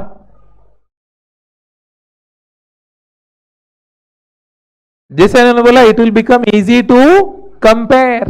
क्यों कंपैरिजन इजी हो जाएगा? बिकॉज इन्होंने भी AS10 फॉलो किया है, इन्होंने भी AS10 फॉलो किया है, she has followed AS10, he has followed AS10, तो इनका नेट प्रॉफिट, उसका नेट प्रॉफिट, उसका नेट प्रॉफिट, सब नेट प्रॉफिट कंपैरेबल हो गया, सभी ने एक जैसा काम किया है। तो मैं एज ए इन्वेस्टर है, मुझे पैसा लगाने का है, मतलब बड़ा, she is also selling sandwich, she is also selling sandwich, she is also selling sandwich, वो भी सैंडविच बेच रहा है, तो मेरे को बेस्ट सैंडविच वाले के पास पैसा लगाना है, तो क्या करूंगा मैं? कंपैरिजन। वो कंपैरिजन में विश्वास कभी आएगा मेरे को? जब सबने चीजें एक तरीके से प्रेजेंट की है। अगर इसने मेजरमेंट अलग किया है, ये बोल रहे नहीं नहीं विराट कोहली का खर्चा तो लेगा ही, वो बोल रहे नहीं नहीं दीपिका का खर्चा नहीं लेगा, तो कंपैरिजन कैसा होगा? वो बोल रहे रीलोकेशन तो आना ही चाहिए ना, लॉजिकल है। अभी रीडेवलपमेंट में गया तो मैं क्या करेगा, जगह शिफ्ट करेगा तो खर्चा तो होएगा ही, होएगा तो मैं ऐड करूंगी, तो कंपैरिजन ही नहीं होगा। तो कंपैरिजन नहीं होगा तो जो इन्वेस्टर पैसा लगा रहा है उसको विश्वास नहीं आएगा और वो पैसा नहीं लगाएगा। और कंपनी को चाहिए इन्वेस्टर कि कंपनी को इन्वेस्टर नहीं चाहिए? क्यों चाहिए? हाँ, बिजनेस एक्सपांड करने का है। We know Reliance industry is very huge, मालूम है कि नहीं? हाँ, उनका साल का प्रॉफिट है, not sales. There yearly net profit is 1 lakh crore. क्या? Net profit, not sales. 1 lakh crore का तो नेट प्रॉफिट है। फिर भी मुकेश भाई अंबानी को बोलो पैसा चाहिए, बहुत चाहिए। बोला लोन चाहिए, बोला लोन तो लेगा ही। अब उनका लोन देख लो, they every year they take loan of more than 10 to 20,000 crores, हर साल लोन लेते हैं। क्यों? क्योंकि बिजनेस को और बढ़ाने का है, बोलता और बढ़ाएगा। वेस्ट बंगाल में कॉन्फ्रेंस चल रहा है, बोलता हाँ आएगा मैं, बोलता पैसा लगाएगा। महाराष्ट्र में पैसा लगाएगा, गुजरात में लगाएगा पैसा, रेडी है। इतना पैसा आता कहां से? फिर लोन दे दो। तो कंपेयर, दूसरा बैंक लोन क्यों देगा? बैंक लोन कभी विश्वास से देगा जब भी आपका बुक्स ऑफ अकाउंट सही तरीके से प्रेजेंटेड है। नहीं समझ रहे हैं? तो लोग बोलते आज 10 लाख करोड़ लगा हुआ है तो हमको 1 लाख करोड़ मिलता है, तो हम इसको बढ़ा के 20 लाख करोड़ करेंगे तो आने वाला 5 साल में 2 लाख करोड़ प्रॉफिट कमाएंगे। तो उनका ऐसा मानना है जितना मैं पैसा इन्वेस्ट करूंगा उतना मेरा प्रॉफिट बढ़ेगा, अर्निंग्स बढ़ेगा। तो सबको पैसा चाहिए, और सबको पैसा इतना चाहिए जितना कोई दे ही नहीं सकता है। बड़ा कंपनीज को कितना पैसा चाहिए? दे से $2 बिलियन। $2 billion is 18,000 crore. अब 18,000 crore one bank can not give. India का सब बैंक मिलेगा तो भी देने का मुश्किल हो जाएगा, तो इसलिए फॉरिनर्स को लाना पड़ता है। किसको लाना पड़ता है? फॉरिनर्स को लाना पड़ता है। फॉरिनर को लाया, वो बोलता है मैं अकाउंटिंग स्टैंडर्ड फॉलो करता है, बोला मेरे को मालूम ही नहीं, हमको तो अकाउंटिंग स्टैंडर्ड नहीं समझता है। वो उनको क्या समझ में आता है? उनको समझ में आता है IFRS। क्या समझ में आता है? What is IFRS? International financial reporting standards. International financial reporting standards. तो फॉरेन इन्वेस्टर को लाना है तो बोलता है मेरे को IFRS के हिसाब से बुक बना के दे तो ही मैं चेक करेगा। तो इंडिया ने क्या किया? बोला वांदा नहीं भाई, हम तो AS फॉलो करते हैं, तू बोलता है मेरे को IFRS चाहिए। तो इंडिया ने थोड़ा जुगाड़ू किया और बीच का सॉल्यूशन निकाला। वो बीच का सॉल्यूशन का नाम है इंड AS।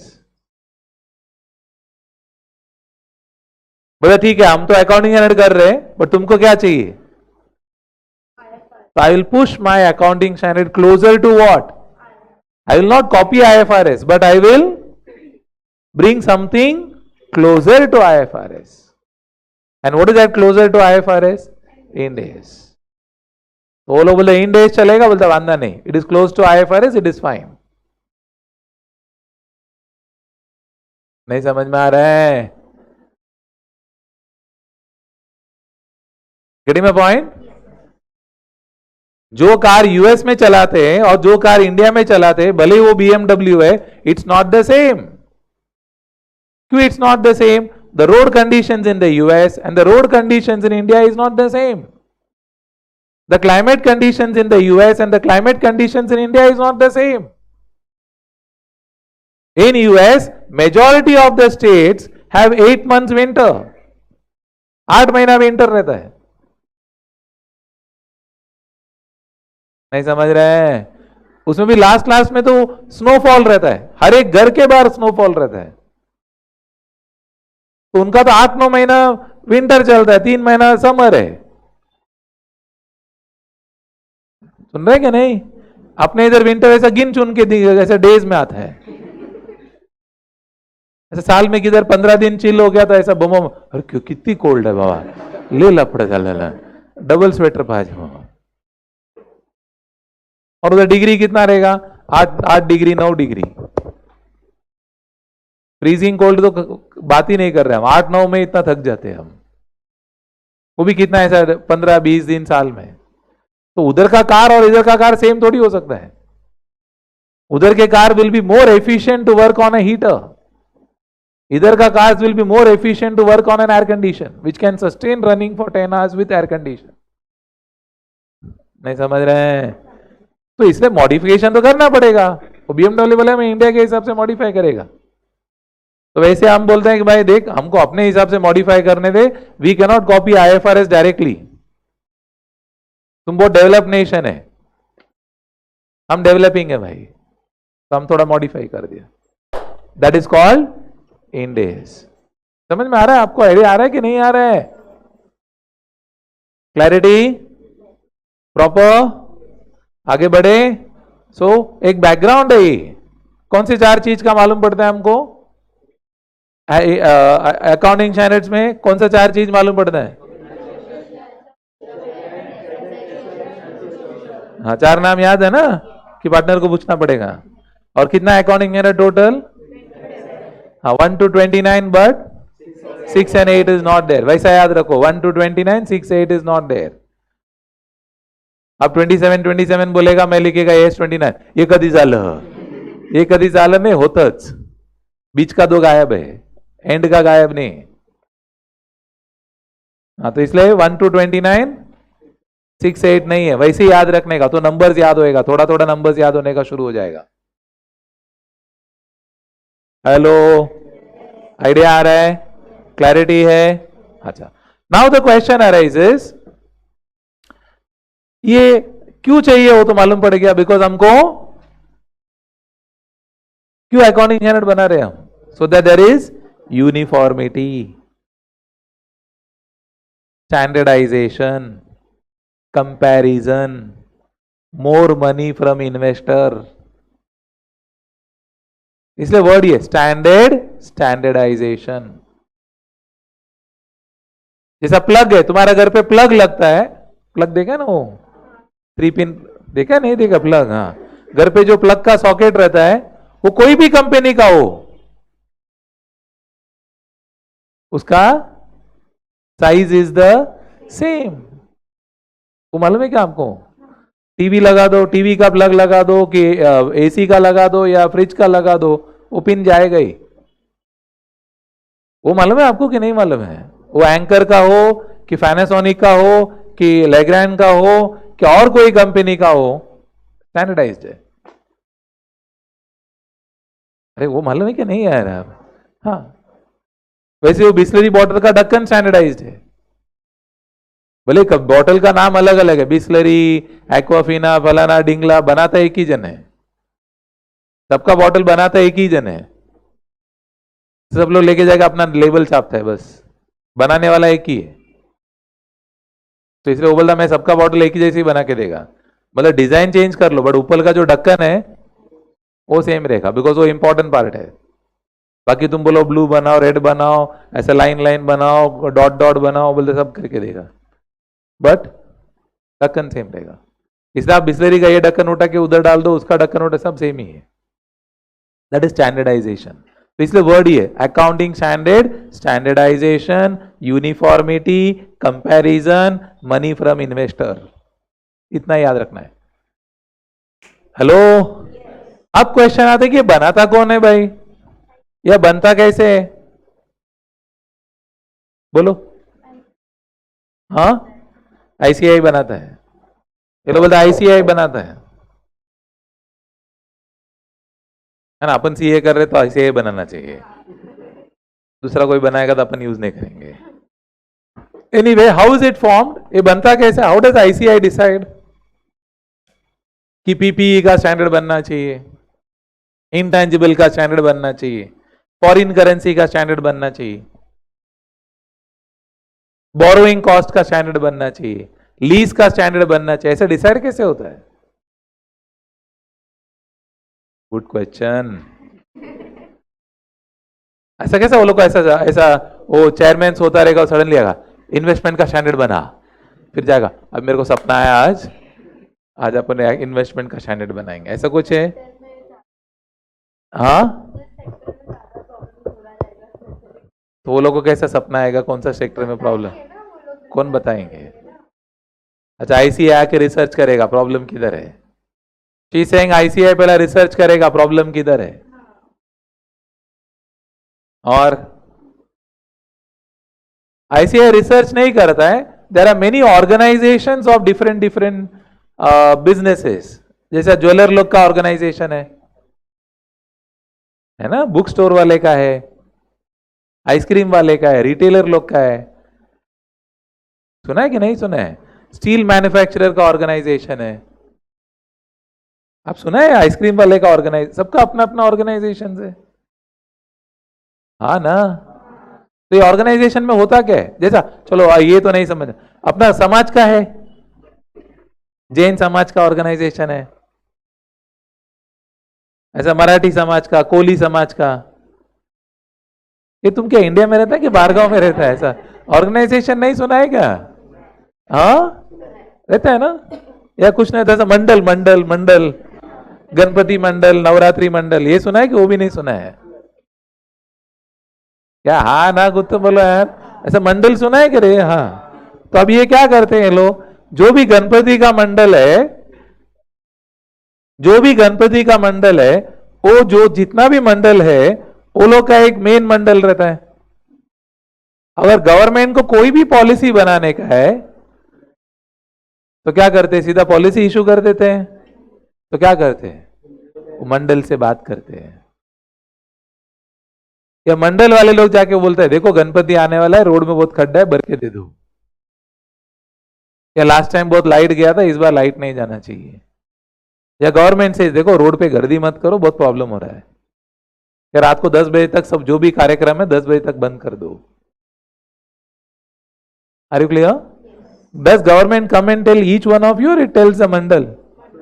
हाँ, तो वो लोग बोलता है ना फिर कि डांडिया 10 बजे तक क्यों होएगा, 12 बजे तक संडे को होगा, या जो भी सैटरडे नाइट होगा, जो भी फलाना जो भी है, करते हैं ना ऐसा।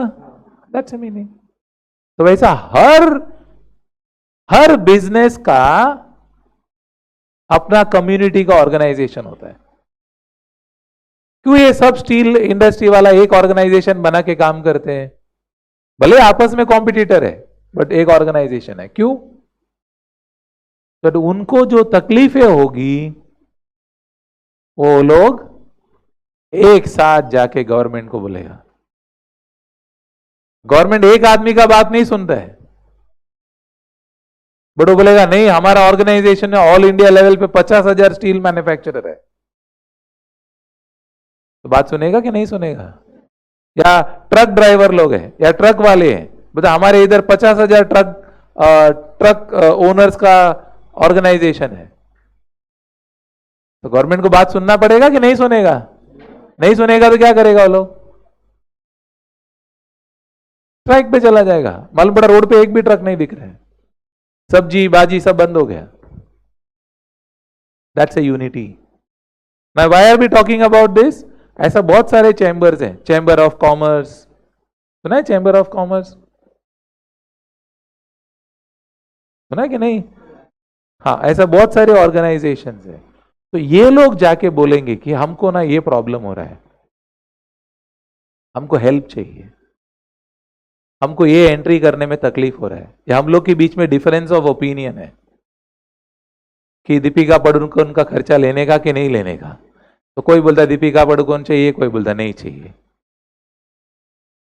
तो ऐसा एक एग्जाम्पल बोल रहा हूं, तो वैसा वो लोग जाके बोलते हैं। तो what does ICI do? It calls experts and बोलता है भाई ये लोग को बहुत प्रॉब्लम हो रहा है कि दीपिका पादुकोण का खर्चा लेने का कि नहीं लेने का, जरा आप एक रूल बना के दीजिए। तो जो कमिटी में एक्सपर्ट लोग रहते हैं वो लोग मिलकर डिस्कस करते हैं, डिबेट करते हैं, और जो बेस्ट पॉसिबल है वो सॉल्यूशन लेते हैं। वो सॉल्यूशन आने के बाद वो कानून बनता है। कानून बनने के बाद वापस आईसीआई के पास जाता है, बोलता है भाई चेक करो। फिर आईसीआई क्या करता है, वापस ये मंडली को बुलाता है और क्या बोलता है मंडली को, देखो ऐसा ऐसा बना है, तुमको चलेगा क्या, तुम्हारा कुछ ओपिनियन है क्या, बिकॉज काम करने वाला तुम है। नहीं समझ रहे हैं? तुम्हारा घर में किचन बन रहा है, भले आर्किटेक्ट बोल रहा है किचन बनेगा, स्टोव बनेगा, सब होएगा, फिर भी एक बार आके पापा पूछता है ना मम्मी को कि चलेगा ना ऐसा। अरे मम्मी मतलब जो भी खाना बनाता है, तो बोला मम्मी नहीं बनाता, पप्पा बनाता है, पप्पा बनाता है। जो भी घर पे अपना खाना बनाता है उसको पूछता है ना, देखो भाई किचन ऐसा आने वाला है, चलेगा क्या? क्यों पूछ रहा है? भले आर्किटेक्ट ने बोल दिया, फिर भी क्यों पूछ रहा है? काम करने वाला वो है ना? तो उसके हिसाब से पूछेगा ना, वैसा जो काम करने वाला उसको पूछेगा, चलेगा भाई ऐसा रूल है। तो वो होने के बाद वो एक बार फैसला हो गया, देन इंस्टीट्यूट अकाउंटिंग स्टैंडर्ड को अपना वेबसाइट पे डालता है, पब्लिक को पूछता है तुमको कुछ बोलने का तो बोलो। तो पब्लिक बोलेगा अरे हमको लूट रहे हैं, तो बोले तुमको बोलना है बोलो। पब्लिक को मालूम नहीं रहता है, फिर भी कहां चलता है, फिर भी कोई स्मार्ट पब्लिक रहता है ना, वो देखते हैं। And once it is finalized, then NFRA के पास जाता है, एंड नाफरा के through it is issued. NFRA is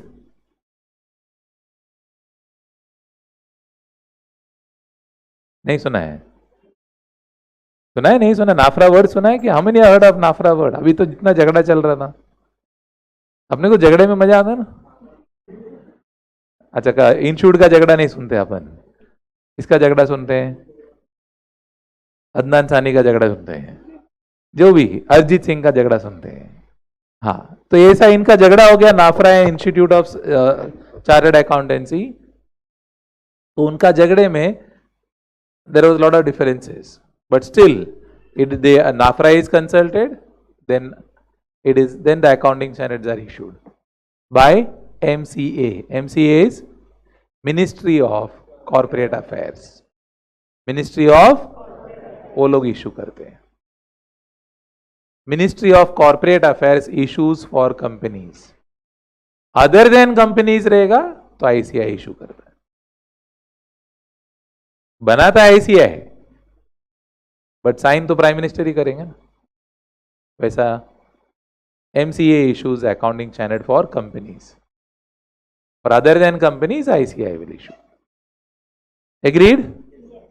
hello, ध्यान है? कुछ नोट डाउन करना है कि इंपॉर्टेंट पॉइंट जाने दो? लिखा आपने? अरे हाँ ना, कुछ तो बोलो यार, तुम अजीब लोग हैं, जवाब देने में इतना सोचते हैं आप लोग। चलो एक बार हम रीड करते हैं, क्या क्या पॉइंटर्स है, कुछ नहीं समझ में आया तो बोलना। इंस्टीट्यूट का क्वेश्चन है, I want you to read it. Sheets मिलेंगे आपको, but I want you to read it. Come on, एक बार रीड करते हैं, क्या लिखा है पढ़ो, साथ में पढ़ने का भाई। इन ब्रीफ स्टेट, जो नहीं सोने वाला रहेगा सो जाएगा। हाँ बोलो।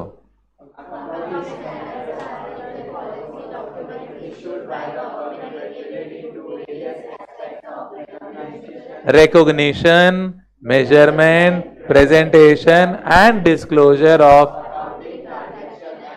ऐसा जरा स्ट्रेस लेके बराबर ना, ऐसा पंच लेके आगे बढ़ो। Following are the objectives of accounting standards. harmonizes the diverse accounting policies and practices. What is the meaning of harmonizes? Brings uniformity.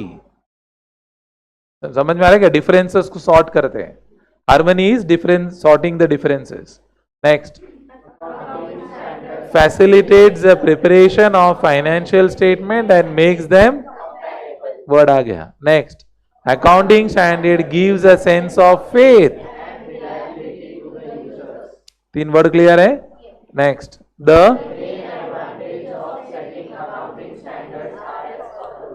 accounting standard makes the financial statements of different companies comparable. Accounting standard prevent any misleading accounting treatment. Accounting standard prevent manipulation of data by the. Are you clear on it? समझ में आ रहा है कि नहीं? हाँ, इधर पढ़ो. Next, briefly explain the process of issuance of. कैसे इशू होता है? हाँ बोलिए.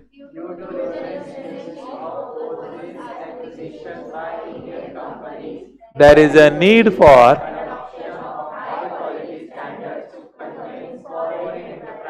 about the financial standing as also disclosure and governance. The government of India,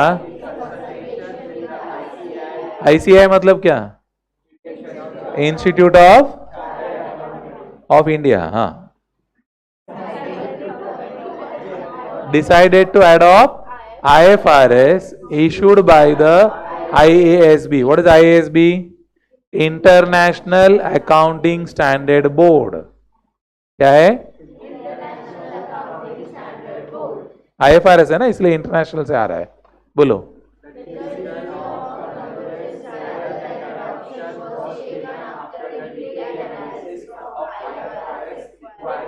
An extensive discussion with various important word है. Convergence rather than.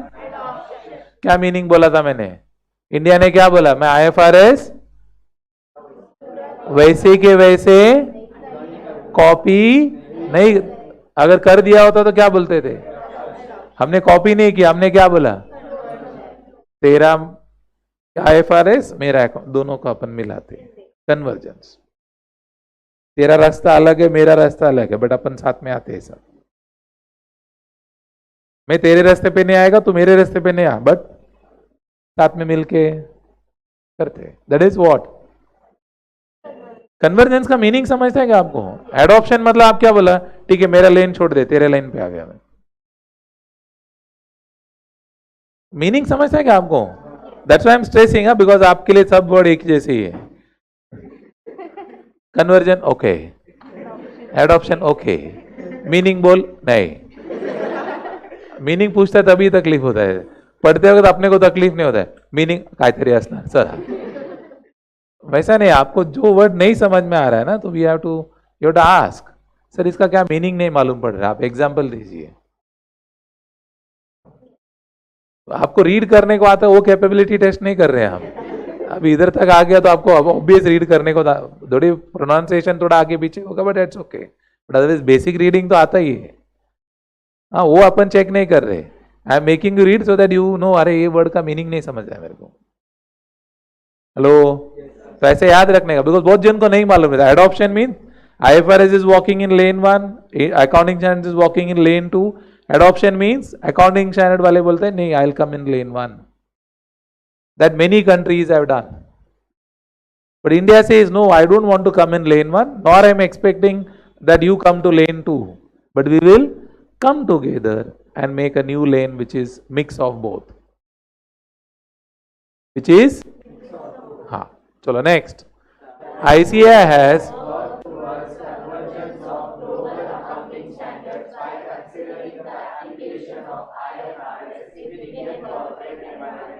recognizing the growing need of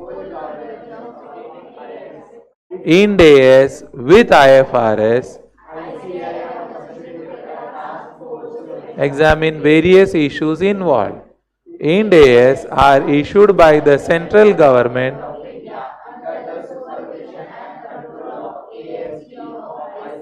What is the ASB of ICI? Accounting Standard Board of ICI में एक department है जिसका नाम है accounting standard board. वो लोग का काम क्या है? अकाउंटिंग स्टैंडर्ड पे काम करेंगे. वो लोग सोचते रहेंगे इसको बेहतर कैसे बनाए, बेहतर कैसे बनाए, how to make it better, how to make it better. Are you getting my point? हाँ. फिर in consultation with NFRA, NFRA recommend these standards to MCA and MCA has to spell out the accounting standards applicable for companies in, मतलब who issues accounting standards in India? बोलो. MCA. कौन है MCA? Ministry of corporate affairs. ICI को कौन करता है? ICI को किसको करता है? Non corporates. किसको करता है?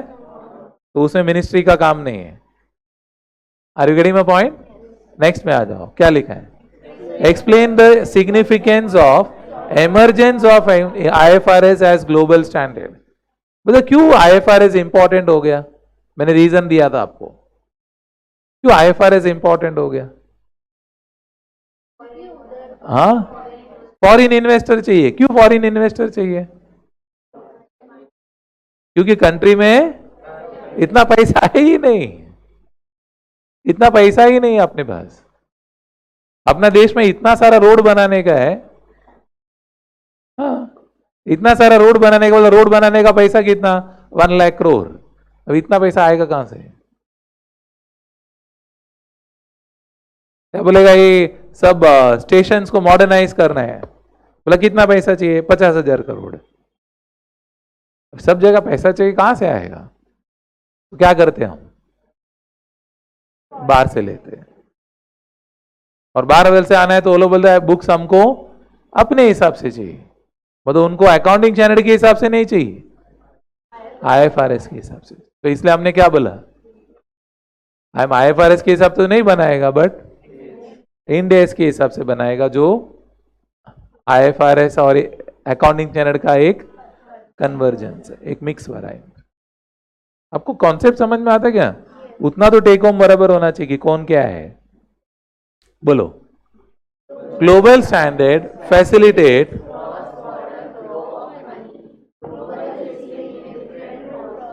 Different bosses and comparability of financial statement. What is the meaning? अरे रुक जाओ भाई, डाउट तुमको नहीं आता है, उसका डाउट मेरे को आता है कि इसको समझ में आ रहा है कि नहीं.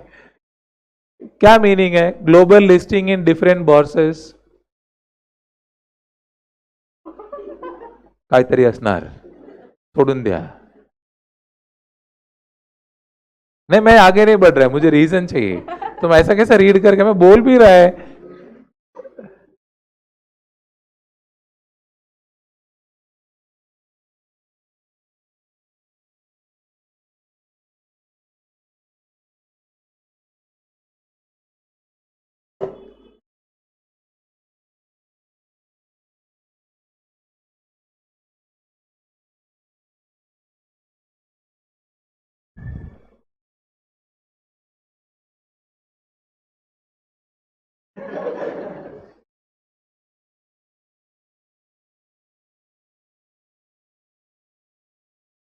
तुम मीनिंग मालूम हुए बिना आगे गया कैसे?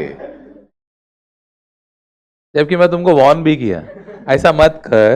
मैं तेरा रीडिंग चेक नहीं कर रहा है, तेरे को मीनिंग समझ रहा है क्या नहीं वो चेक कर रहा है. फिर भी अपना हमें अच्छा है. मैं पूछेगा, मैं ऐसा ही है, मैं पूछेगा, क्योंकि मुझे मालूम है कि आपको क्या नहीं मालूम है.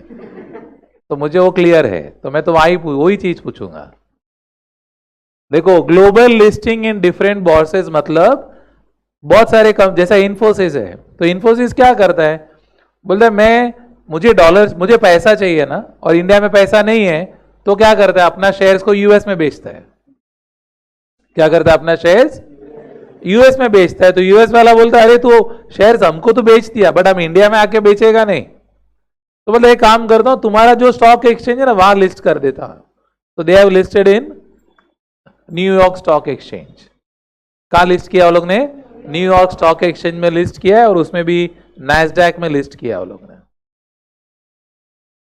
Nasdaq is a special stock exchange for software companies. तो ये नैस्डैक में लिस्ट कराएगा, तो ये ऐसा एक इन्फोसिस एक एग्जांपल बोल रहा हूं, बहुत सारे कंपनीज है। तो लोग को इंडिया में पैसा नहीं मिलता है, बाहर से पैसा चाहिए, तो लोग क्या करते हैं? बाहर से पैसा चाहिए तो वो लोग क्या करते हैं? अपना शेयर्स बाहर बेचते हैं और बाहर का ही स्टॉक एक्सचेंज में लिस्ट कर देते हैं। शेयर्स बाहर बेचेगा और बाहर का ही स्टॉक एक्सचेंज में लिस्ट करेगा तो विश्वास ज्यादा बढ़ेगा, कि इंडिया में लिस्ट करेगा तो विश्वास ज्यादा बढ़ेगा? आज मैं न्यूयॉर्क में रहता और मेरे को पैसा लगाना, तो बोले मेरे न्यूयॉर्क स्टॉक एक्सचेंज में लिस्ट करा यार, तो मेरे को मालूम पड़ेगा ना। और मैं न्यूयॉर्क में बेचेगा तो मेरे को, मैं बेचते वक्त भी डॉलर मिलेगा ना मेरे को। इंडिया में बेचेगा तो क्या आएगा? रुपीज में आएगा। हेलो, फिर मेरे को रुपीज में लो, डॉलर में कन्वर्ट करो, बस झंझट नहीं चाहिए। लेकिन न्यूयॉर्क वाला क्या बोलता है? तो मेरा स्टॉक एक्सचेंज में लिस्ट करेगा तो बुक्स मुझे मेरे हिसाब से चाहिए। मेरे हिसाब से चाहिए मतलब किसके हिसाब से चाहिए? IFRS के हिसाब से चाहिए। समझते हैं क्या? कनेक्शन समझ में आ रहा है क्या? हाँ, आगे बढ़ो। अभी global standards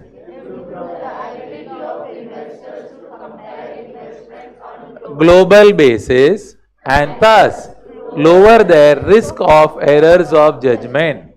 It facilitates accounting and reporting.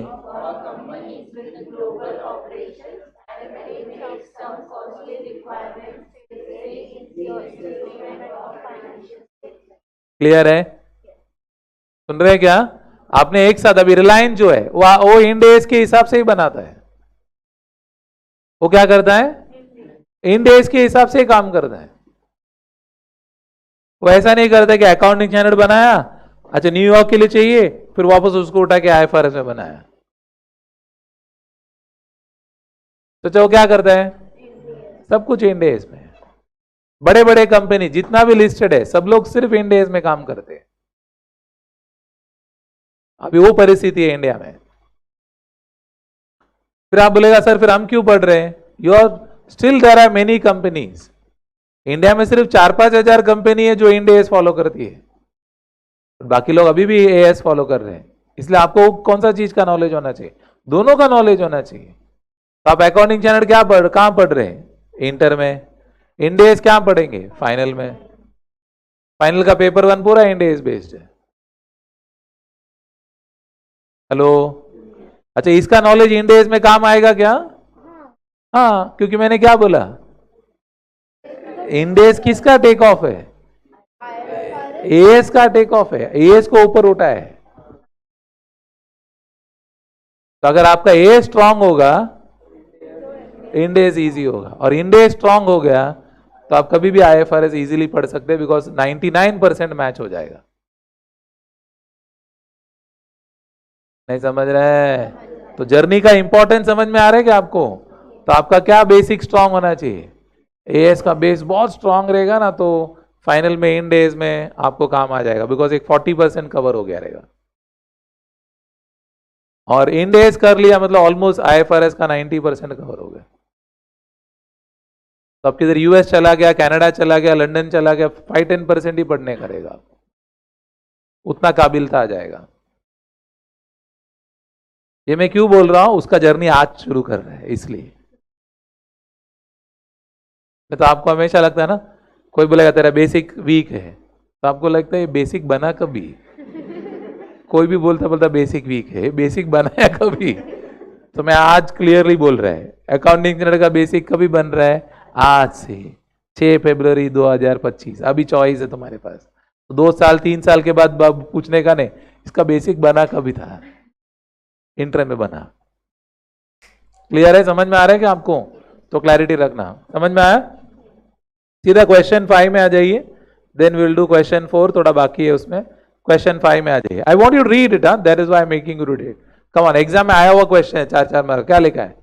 Accounting standard standardise diverse accounting policies with a view to eliminate the non-comparability of financial statement and improve the reliability of financial statement. Discuss and explain the benefits of account. ये बराबर है क्या? Standardizes the diverse accounting policies. अरे हाँ ना. And eliminate the non-comparability of financial statement. Meaning समझता तो रहेगा ना. And improve reliability of statement. Yes. और क्या बोला? Explain the. ऊपर ही पढ़ा था हमने एडवांटेजेस करके. पढ़ा ना. वही है अभी. चलो वापस एक बार रीड कर लेते हैं, सो आपने को बाय हार्ट हो जाएगा. बोलो. रोते रोते मत पढ़ो यार. Standardise diverse accounting policies with a view to eliminate the non-comparability of financial statement. Accounting standard, valuation norms and disclosure requirements. Accounting standard aims at quality of financial reporting by promoting comparability, consistency and transparency in the interest of the users of financial statement. Following are the benefits of standardization of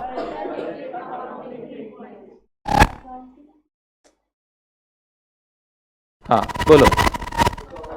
Accounting standard reduced to a reasonable extent confusing variations in accounting treatment followed for the purpose of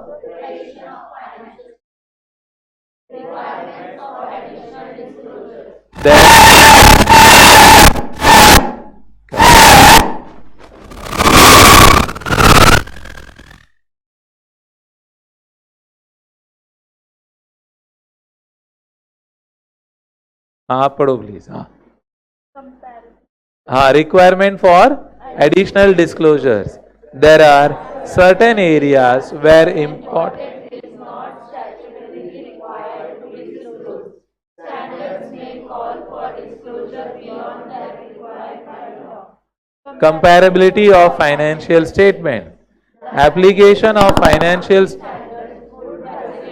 comparison of financial statements of different companies situated in India and facilitate comparison to a limited extent of financial statement in different parts of the world. However, that differences in the institution, tradition and legal systems from one country to another country give rise to difference in accounting standards adopted in different countries. Are we clear on it? Got or no? अब ये last part में आ जाते हैं. क्या लिखा है लोग ने? What is the meaning of carve out, carve in? नीचे हमने आंसर को बंद किया है, तो हम रीड करेंगे ना इसलिए. What is the meaning of carve out and carve in accounting standards? Carve out, carve in the Ind AS. अभी मैंने क्या बोला? हमने बोला कि we will not copy IFRS, तो हम अपने हिसाब से बनाने वाले. तो व्हाट इज द मीनिंग? हम कुछ कुछ चीज उन लोग का फॉलो करेंगे कि नहीं करेंगे? कुछ कुछ चीज बोला मैंने, कुछ कुछ चीज हम कुछ कुछ फॉलो नहीं करेंगे, बहुत कुछ फॉलो करेंगे और कुछ कुछ फॉलो जो नहीं करेंगे उसको बोलते हैं कार्व आउट. क्या बोलते हैं हम? बोलते उनको बोलते देख कि IFRS का यही सब है, इसको निकाल दो भाई, हमारे से नहीं होगा, हमारे से नहीं होगा. That is called carve out. So there are certain things which happens in the US we cannot follow. Like for example, US में हेल्थ इंश्योरेंस कंपलसरी है. अगर आप वहां के सिटीजन से और काम नहीं करते हैं तो आपको एक फिक्स्ड अमाउंट मिलेगा एज पेंशन. कंट्री बोलता है मैं तेरे को काम नहीं दे सकता हूं, तो मेरा गलती हो गया तो महीने का $500, महीने का $500 तेरे को मैं दे देगा, क्योंकि तू मेरा देश में और तेरे को काम नहीं मिल रहा है. तो तेरा जिंदगी अच्छा होना चाहिए, तो भीख मत मांग। तेरा जिंदगी बेहतर होना चाहिए इसलिए मैं तेरे को थोड़ा पैसा दूंगा, ऐसा उनका पॉलिसी है। हम ऐसा कर सकते हैं क्या? नहीं। हम अगर ऐसा करेंगे, जो लोग काम कर रहे वो लोग बोला काम नहीं है सर, मैं और कुछ लोग रहेगा वो काम करता रहेगा तो भी छोड़ देगा, क्योंकि अपने पास वो एटीट्यूड अभी तक नहीं आया है। आप अपने इधर बोलते ना, एक फेज ऑफ गरीबी से निकाला है ना, तो हमको थोड़ा मिलता तो भी हम ऐसा लूट लेते बोला। कोई ऐसा वो प्रसाद भी देता रहेगा दूसरा। नहीं, it's not good and bad, मैं किसी को ये नहीं बोल रहा हूं। That is a change we are coming in. हम वो ट्रांजिशन फेज में है। ट्रांजिशन फेज में मतलब हमारा थॉट में वो ट्रांजिशन है।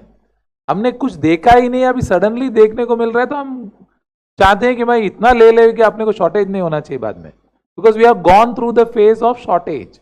It's not wrong and bad and worst, it is a thinking process which get changed. नहीं समझ रहे हैं?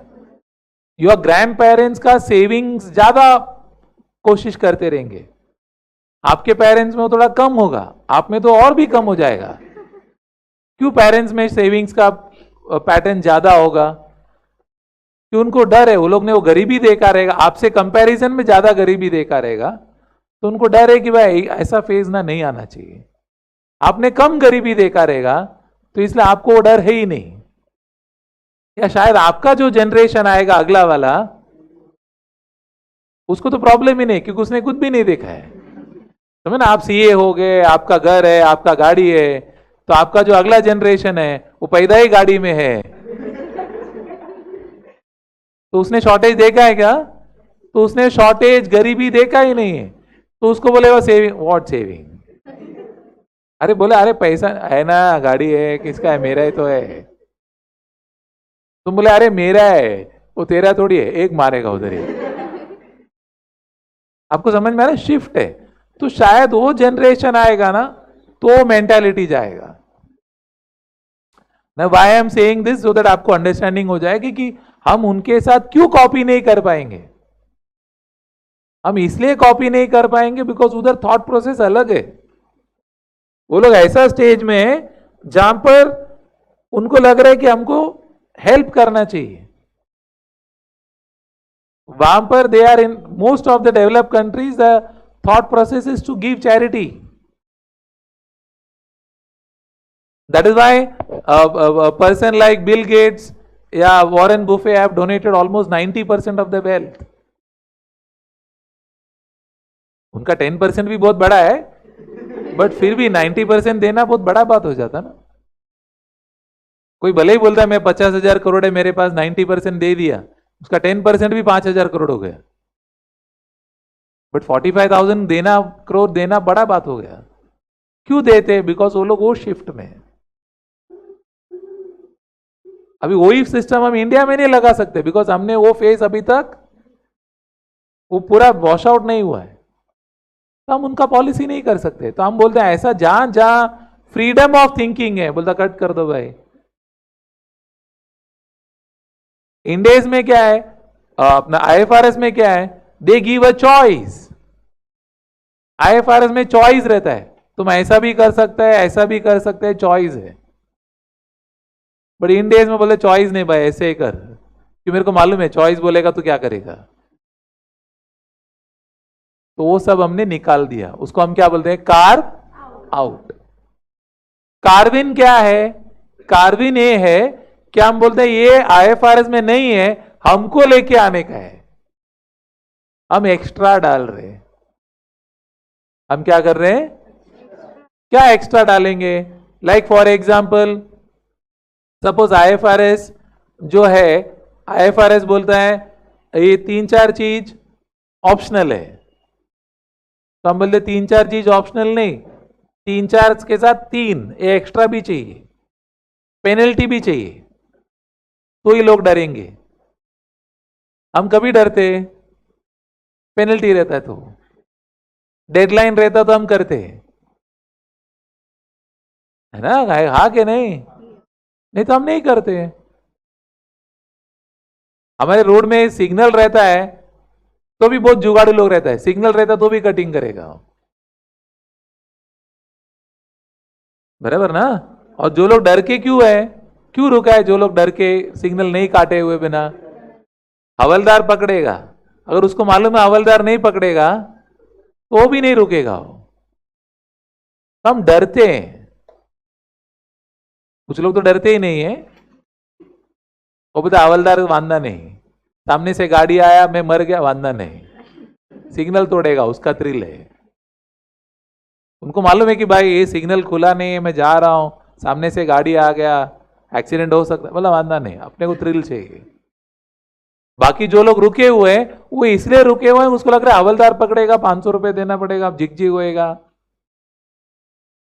But many of the countries abroad there is no penalty, there is nobody to see also,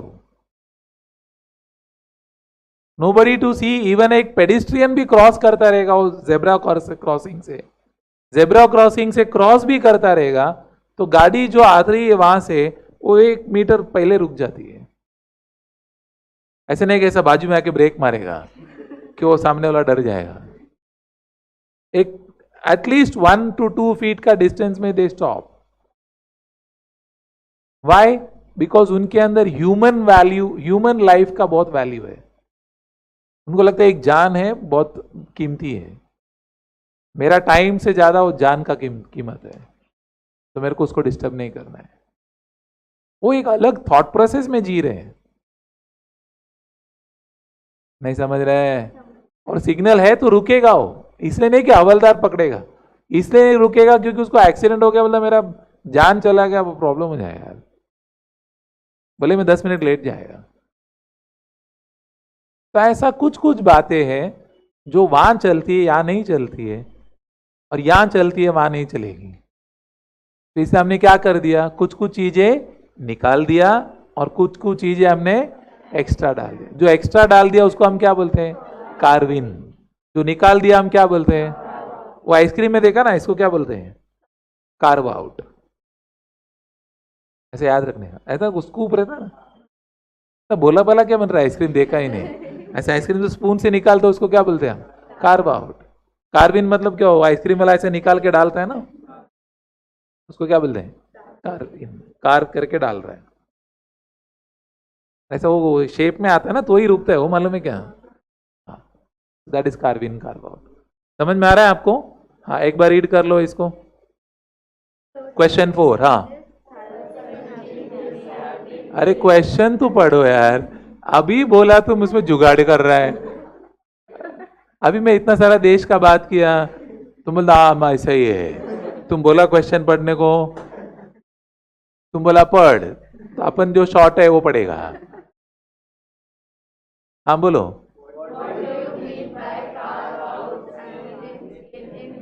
curve out, carve in, carve out in, slash भी नहीं पढ़ रहा है, थोड़ा दिन में कार्व आउट इन। जुगाड़िंग का लिमिट है भाई। हाँ बोलो।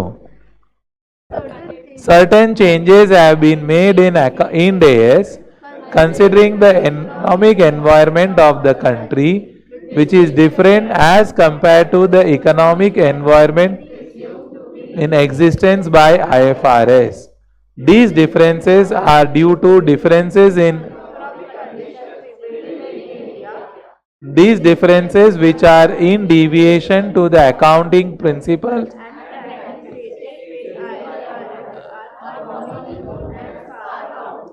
additional guidance given in Ind AS IFRS is termed as। समझ में आ रहा है, आइडिया आया क्या? हाँ, अभी एमसीक्यू देखो, जवाब दो एमसीक्यू का, पहला 2 का आंसर दो, चलो पहला 4 का दे दो। हाँ, 1 मिनट का टाइम है, सोच लो आप। अभी जोर जोर से नहीं पढ़ने का है। हाँ, 1 मिनट है, 4 एमसीक्यू, सोच के रखो।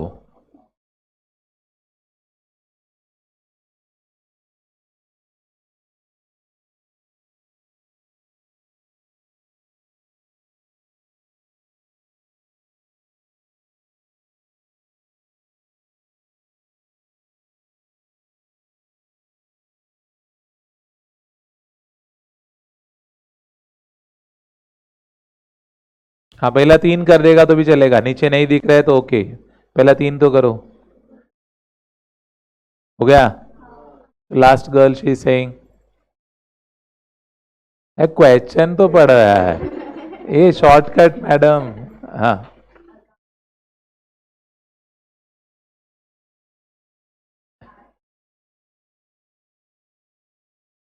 इंस्टीट्यूट है बेटा, इंस्टीट्यूशन नहीं है। चार्टर्ड अकाउंटेंट, अकाउंटिंग क्या है, एक एक शब्द बदल रही हैं आप। नेबर तो ऑब्वियस है।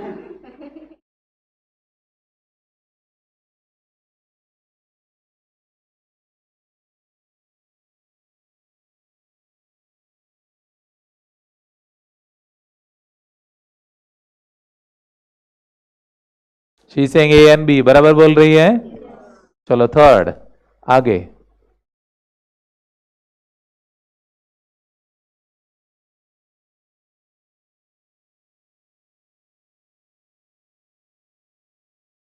आंसर क्या है? हाँ तो बोलो। D part all of the above, is she write? चलो 4 5 सोच लो, 30 सेकेंड्स।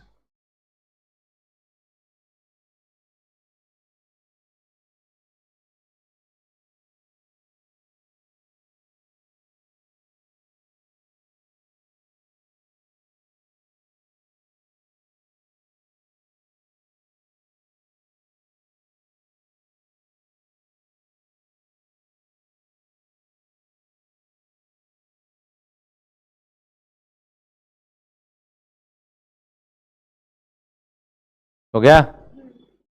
डन? हाँ चलो नेबर।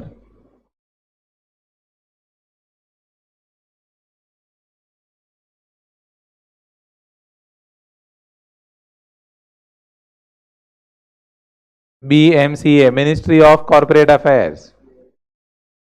अरे बोलो। क्या कौन सा वर्ड के हिसाब से बोल रही है? कंपनीज। कंपनी रहेगा तो कौन है पिक्चर में? हाँ, और नॉन कॉर्पोरेट रहेगा तो? हाँ, इसलिए मैंने वर्ड ड्रिल किया था आपके माइंड में। नेबर।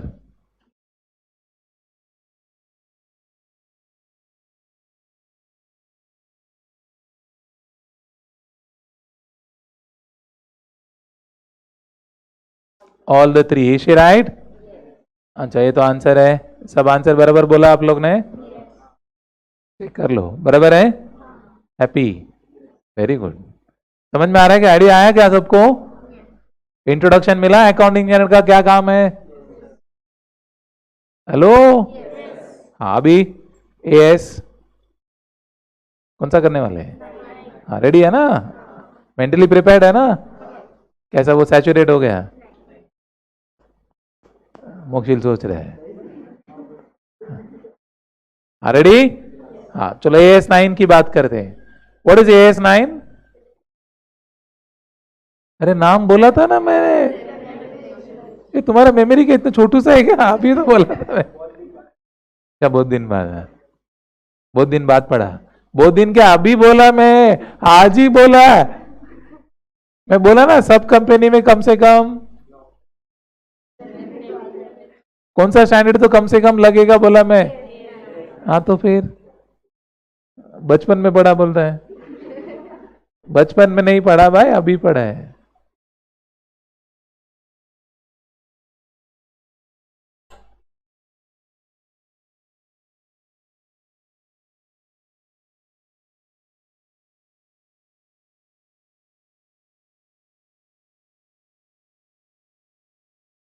क्या? तो अभी ये जो भी अकाउंटिंग स्टैंडर्ड्स है ना, उसके हमने ऑडियो क्लिप्स भी बनाए हैं। क्या बनाए?